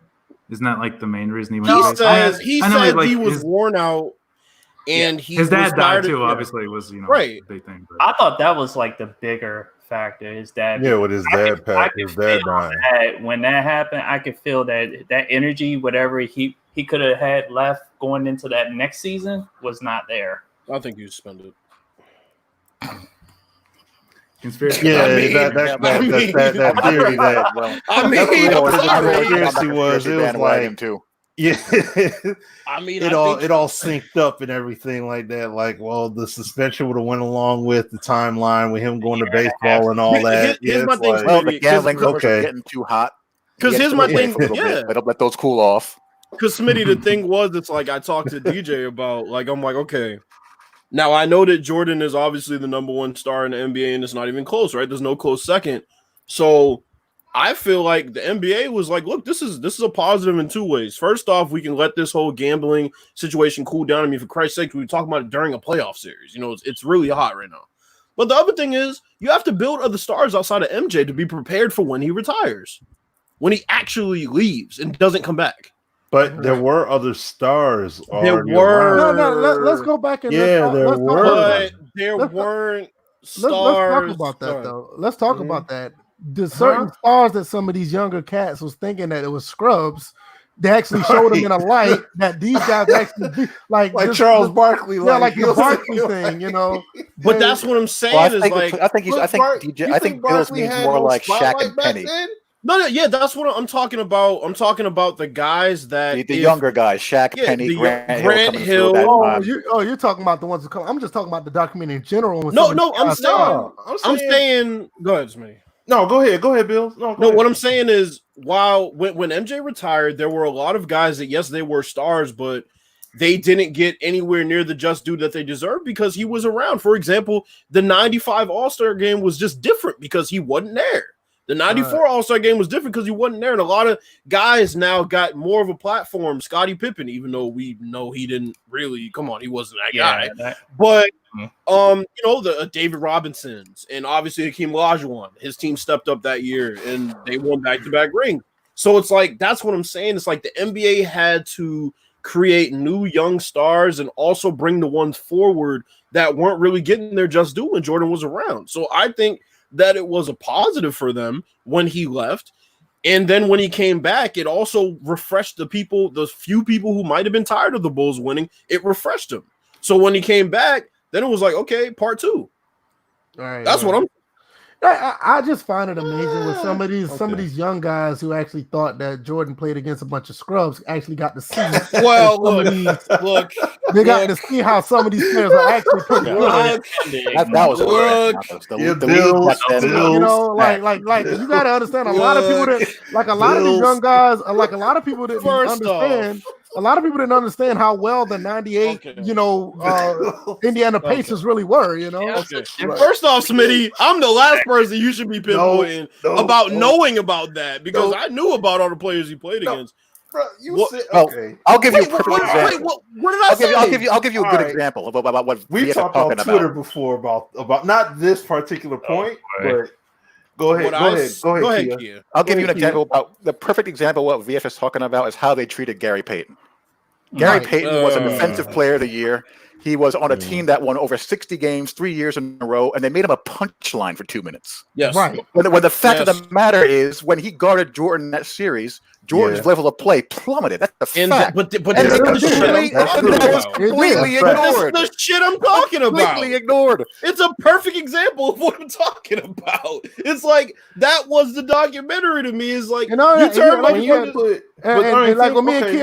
Kia was talking about it on a tweet a while back, like how good the Indiana Pacers was in '98. They gave the Chicago Bulls fits, and they tried their best try to downplay them just because of the documentary. No, what were you saying, Smitty? No, he didn't down.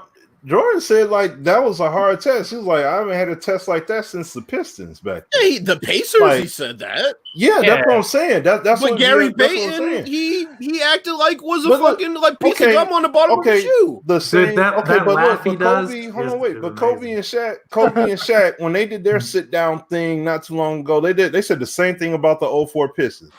Man, we should have. Come on, we should have had that. Man, Ben Wallace really he acted like them dudes was nothing either, and they should have ran through them and won. And another them boys nearly virtually got swept. How some of the young guys tried to poo-poo on the Knicks, and the Knicks are actually pretty good. But here's the thing.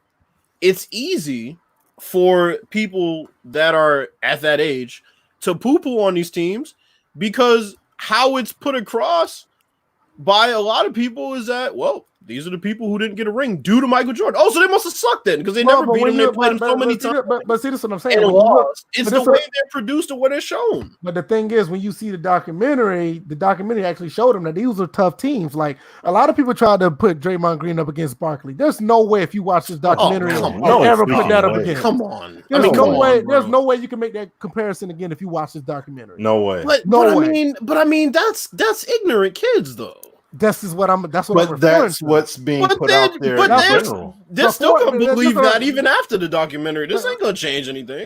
But this is what I'm saying. Even before the documentary, this is what the mantra was. A lot of people thought that the Knicks were trash. Everybody thought that the Pacers was trash. They literally thought Jordan played against a bunch of trash. And it's not true. Everybody were plumbers that Jordan played. That's everybody. And if you look at this documentary, and even you may feel how you feel about Clyde Drexler.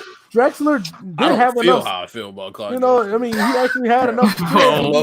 Bill hates Clyde Drexler. I don't hate Clyde Drexler. No. I'm gonna get this shit out in the air right now. Look, Clyde Drexler was very athletic for his time.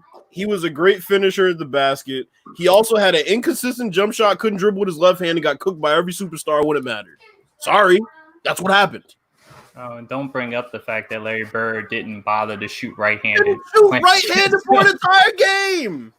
He was just like, you know what? I'm gonna save it for the Lakers. Right. I got Clyde Drexler on me tonight. No biggie. Look, Bird, he needed to take a flagrant back for doing that. Running around shooting left-handed all games. Someone needed to knock his ass on the He was floor. going out of his way to do it too. That was what was funny about it. He was going out of his way to do it. That's a troll right there, man. Yeah, that Jesus. was a troll. But you know what? That the documentary to me, from obviously watching the games live, and that I felt like I played through some of those games, how tough a lot of those games were. I dreaded the fact that the Bulls were playing the Knicks in Madison Square Garden on certain days. I still say to this day, because people still want to say that Starks dunked on Jordan. That didn't happen. I might just look at the biomechanics of it. But anyway, playing in Madison Square Garden, playing at the Pacers Arena at that time was tough. Playing in Seattle for three straight. Yeah, playing for. Oh, okay, yeah, that was the name of the stadium back then. Playing in Seattle for 3 straight games. That's why I always been in favor of the 2-3-2 format in the finals. Oh, wait, the 2-3-2 format was brutal, bro. Yeah. Let me tell you something. The 2-3-2 format cost the Mavericks the fucking championship in 06. That was the worst thing that could have happened to them. That format is brutal, man. It's crazy. Yeah.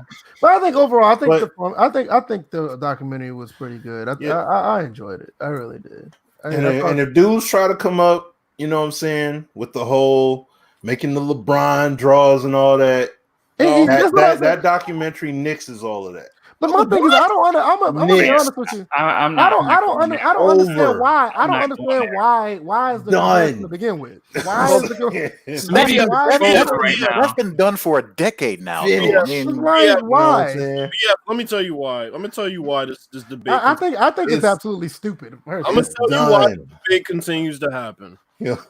Because what happens is people on both sides of the argument choose to take away fucking credit from the other person, and then what ends up happening is it becomes jabs back and forth because neither side could admit what one guy did great and what the other guy did great. It's just that's how it goes, and it's the people that claim that LeBron has no chance to reach MJ that push this on, because it's like, if he's the so-called greatest of all time and is undisputed, okay, fine. You want to call him greatest of all time? I'm not gonna argue with you.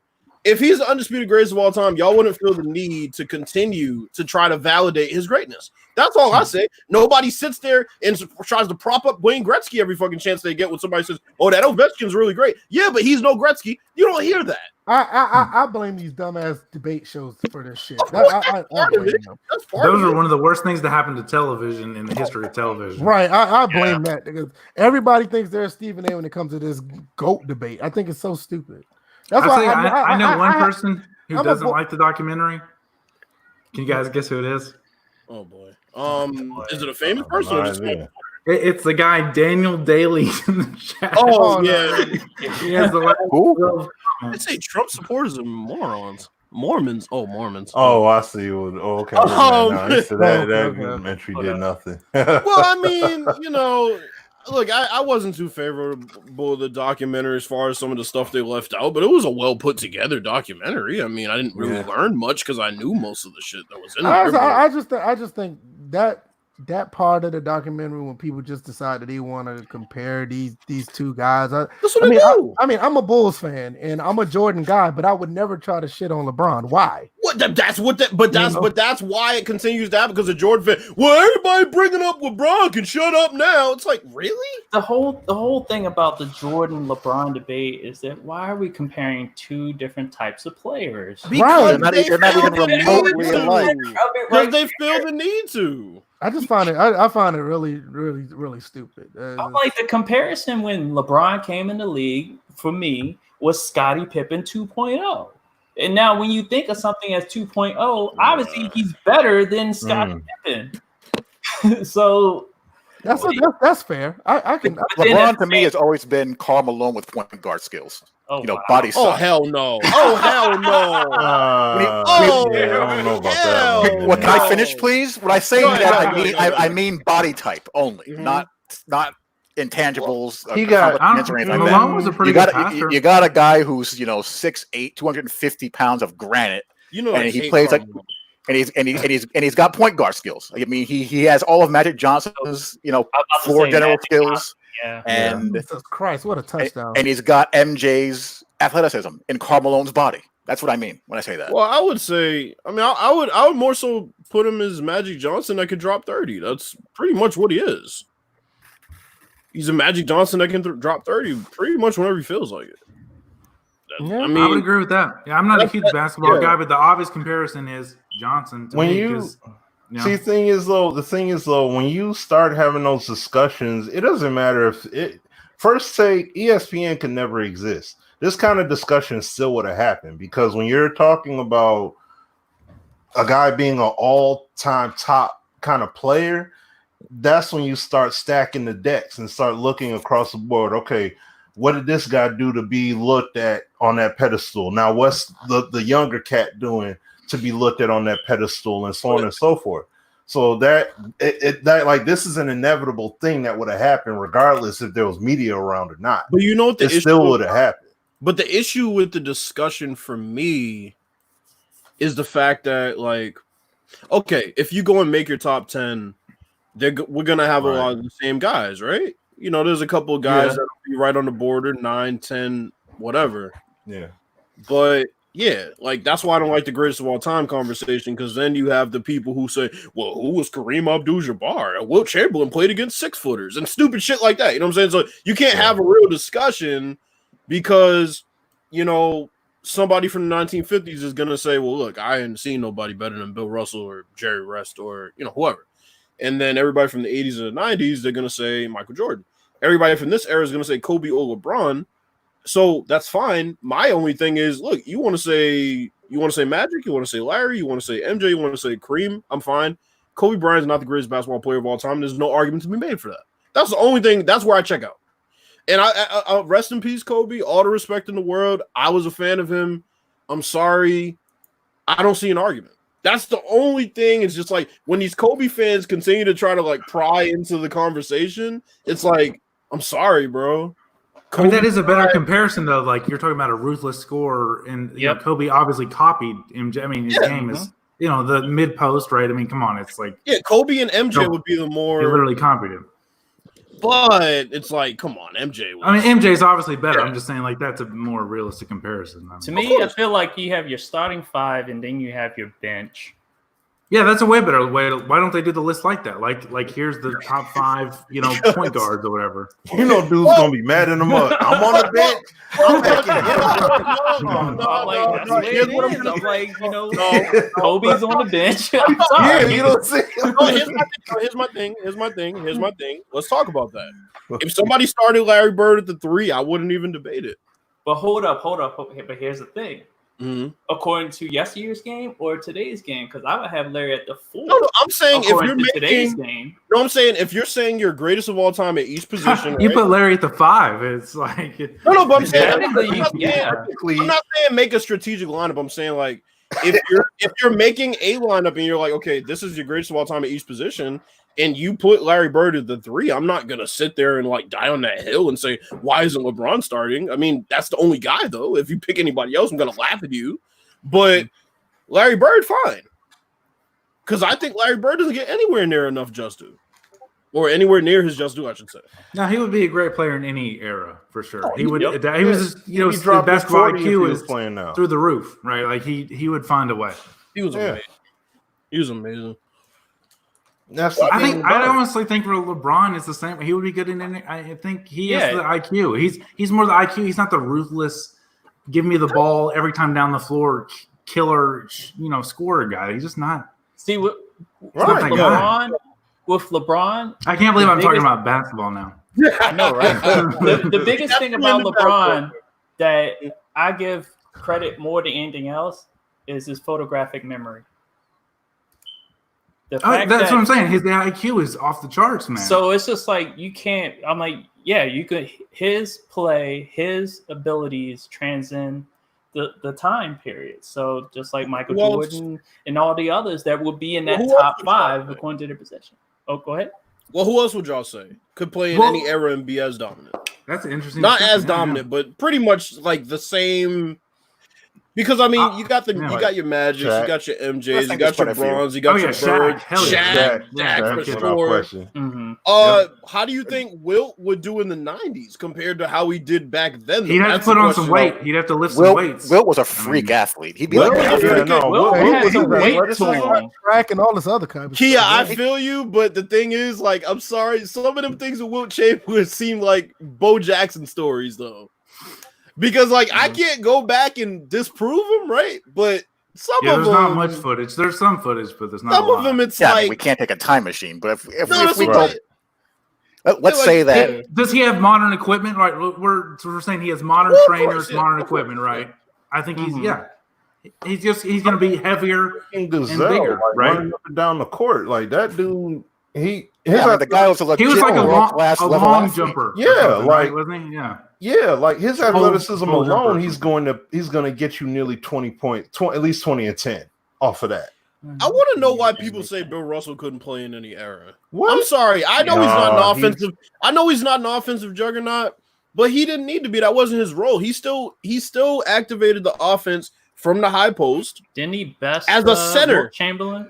He was Well, like the he fast held him break, to 40, guy, too. Right. What'd be a good comparison to him now, though? Who plays the closest to because he was like what 6'7", 6'8"? Yeah, Yeah, it's he was something like, yeah, like that. He 6'9". He didn't have a perimeter 6'9", game. yeah.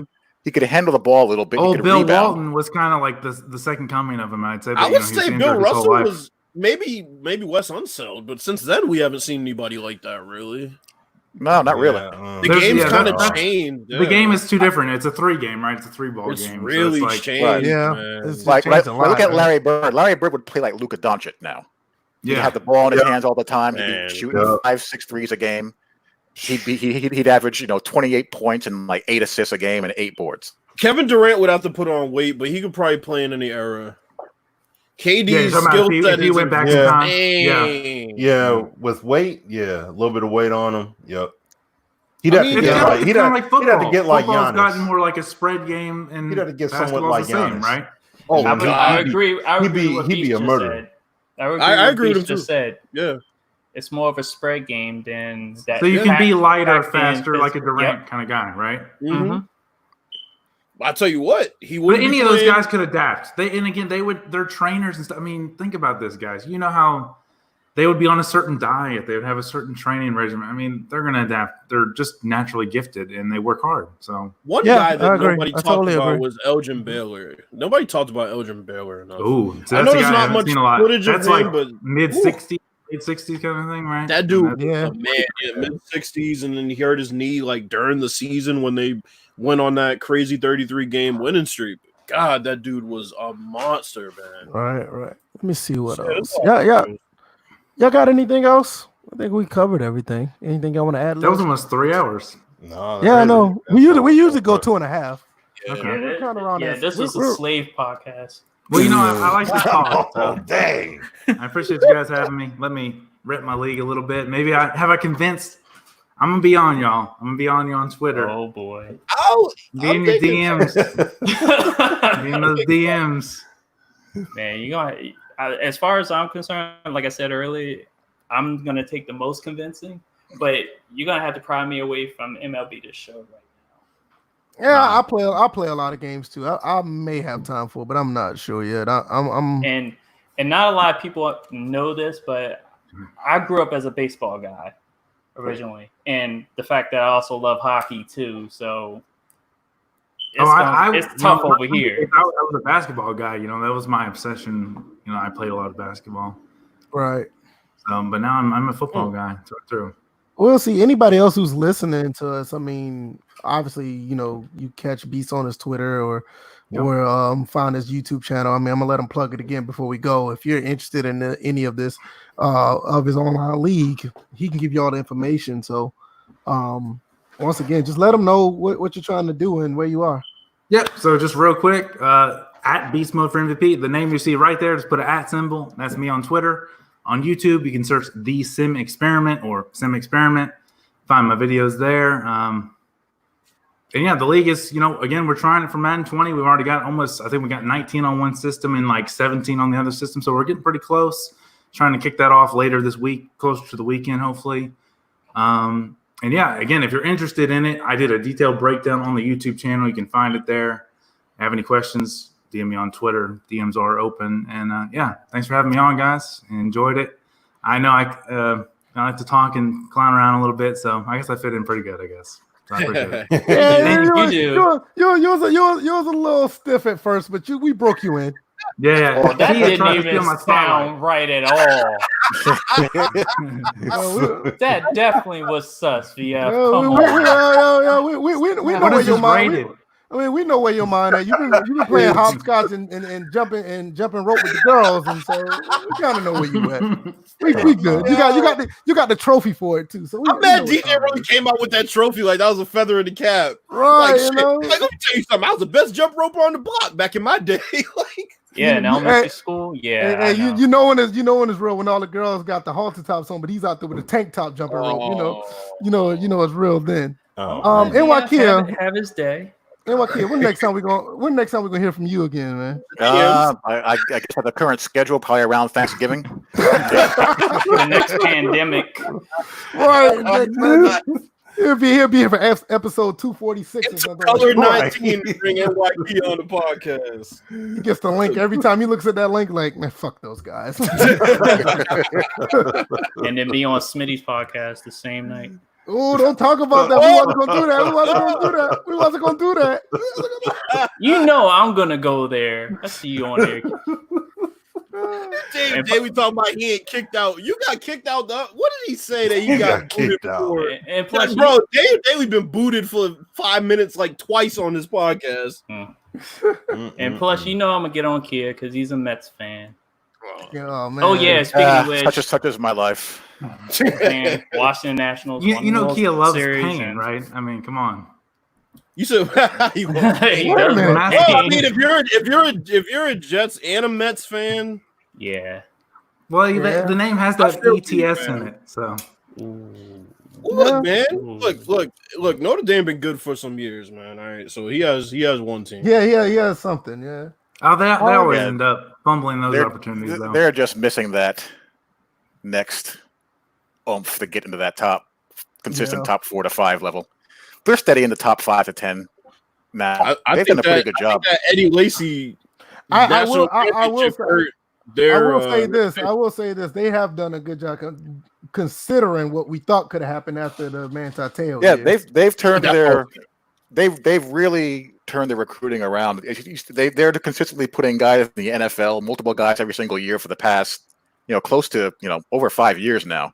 Yeah, really he knows ramped because that he has up. them all on his Jets team and CFM. Exactly. I always trade for them all. But yeah, they haven't found a quarterback yet, though. That's the one piece missing. They don't got a quarterback. When was the last Notre Dame quarterback draft in like the top 4 rounds, let's say? Ooh, my God. It Rick was Meyer? Brady Quinn. Rick Meyer, Brady Quinn. Yeah. Oh, yeah, Brady Quinn. Quinn was like a 2nd-round guy, right? Yeah, That was that was- first First? No, he was a first-round pick. He was late first. He was late first. Yeah, that was a what, bust. 06? Yeah. Yeah, Yeah. 06-07. Been a minute. They had a quarterback in a long time. Kia, whatever happened to Malik Zaire? Did he He got transferred. He transferred. Malik Zaire got hurt, got beat up by Deshaun Kaiser, transferred to Florida, and got beat out again. I can't remember by who. Damn, he Yeah, got he got beat out. Florida ain't even been good. And he just disappeared. Yeah, he got beat up. I remember he got beat up by somebody at Florida. I can't remember who it was. That was what, 2014? 2015, 16? 16. Yeah, Florida's had trash QBs for a minute now, That's what too. I'm saying. That's So what how I'm you get saying. beat out? He got beat up by nobody. Good God. Um, tough. Kia, there's no reason to. Everybody know you, but where can they find you? Well, they can find me on NYKia31 on Twitter, NYKia31 on YouTube. That's where I'm at. Somebody put Jimmy. He's Clausen. in those streets. That's where he is. Somebody put what? Somebody put Jimmy Clausen in the chat. Oh, Forgot about Jimmy Jimmy Clausen. Nah, Jimmy Clausen doesn't count. Yeah, don't he- count. Holy He's dead to us. shit. I completely forgot about that dude. yeah, he really Wow. did. Smitty, Sim Standard. Let everybody know for your out there. Sim Standard, you know, we're on every Thursday night, usually between 8 and 8:30.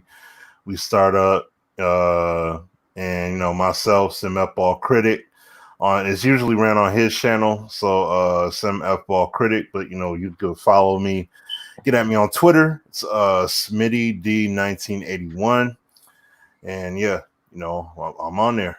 I'm not back yet, but I will be soon. You need to crank up them Lions CFM videos again, man. Yeah, I'll be streaming. Like I said, I'll be streaming once I get the mods put on and it get the game feel right. I'll stream. And if you hate the Steelers, don't watch the fucking podcast because Sim F-Ball has nothing but Steelers shit on in the background. And you know Sim was doing his thing tonight too. Yeah, we saw he was doing his joint. So his terrible towel. He does terrible towel Tuesdays every week. Yeah, that shit's terrible. All right. Man, whole damn team is terrible. I got a question for Smitty here. Smitty, y'all got any good special guests coming up on Sim Standard? He trying to get on the show though. No, I know. No, we already talked in the messages and everything like that. I mean, I'm just once we get our format because we're trying to get the phone. I didn't even know y'all went from that. So y'all went from the call-in. Is that what you're saying? No, we did that. That's what we started out with, and then we did the Google Hangouts. It took some arm twisting from me to get y'all on Google. He wanted to do.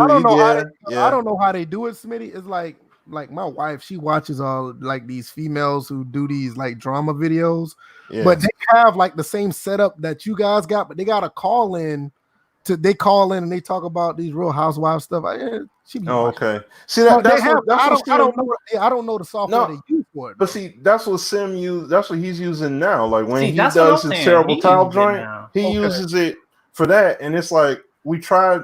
The few times we tried to get it to work, it wouldn't work. Like we literally were trying to call in on it and get it to work. Okay. So we're trying to get the calling thing to work, so that way people could just call in and like if they got topics and stuff, or even if there's a guest, it's easier. So that way they could just call in and then they're there. Back in the Ruckus days. I'm about to write that down, man. We might have to do that.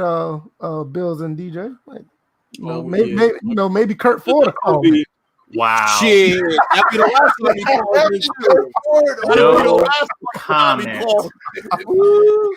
Damn, I haven't heard that name in a long time. We had put him in the. But remember, look, we had put him in the game, and his son called it.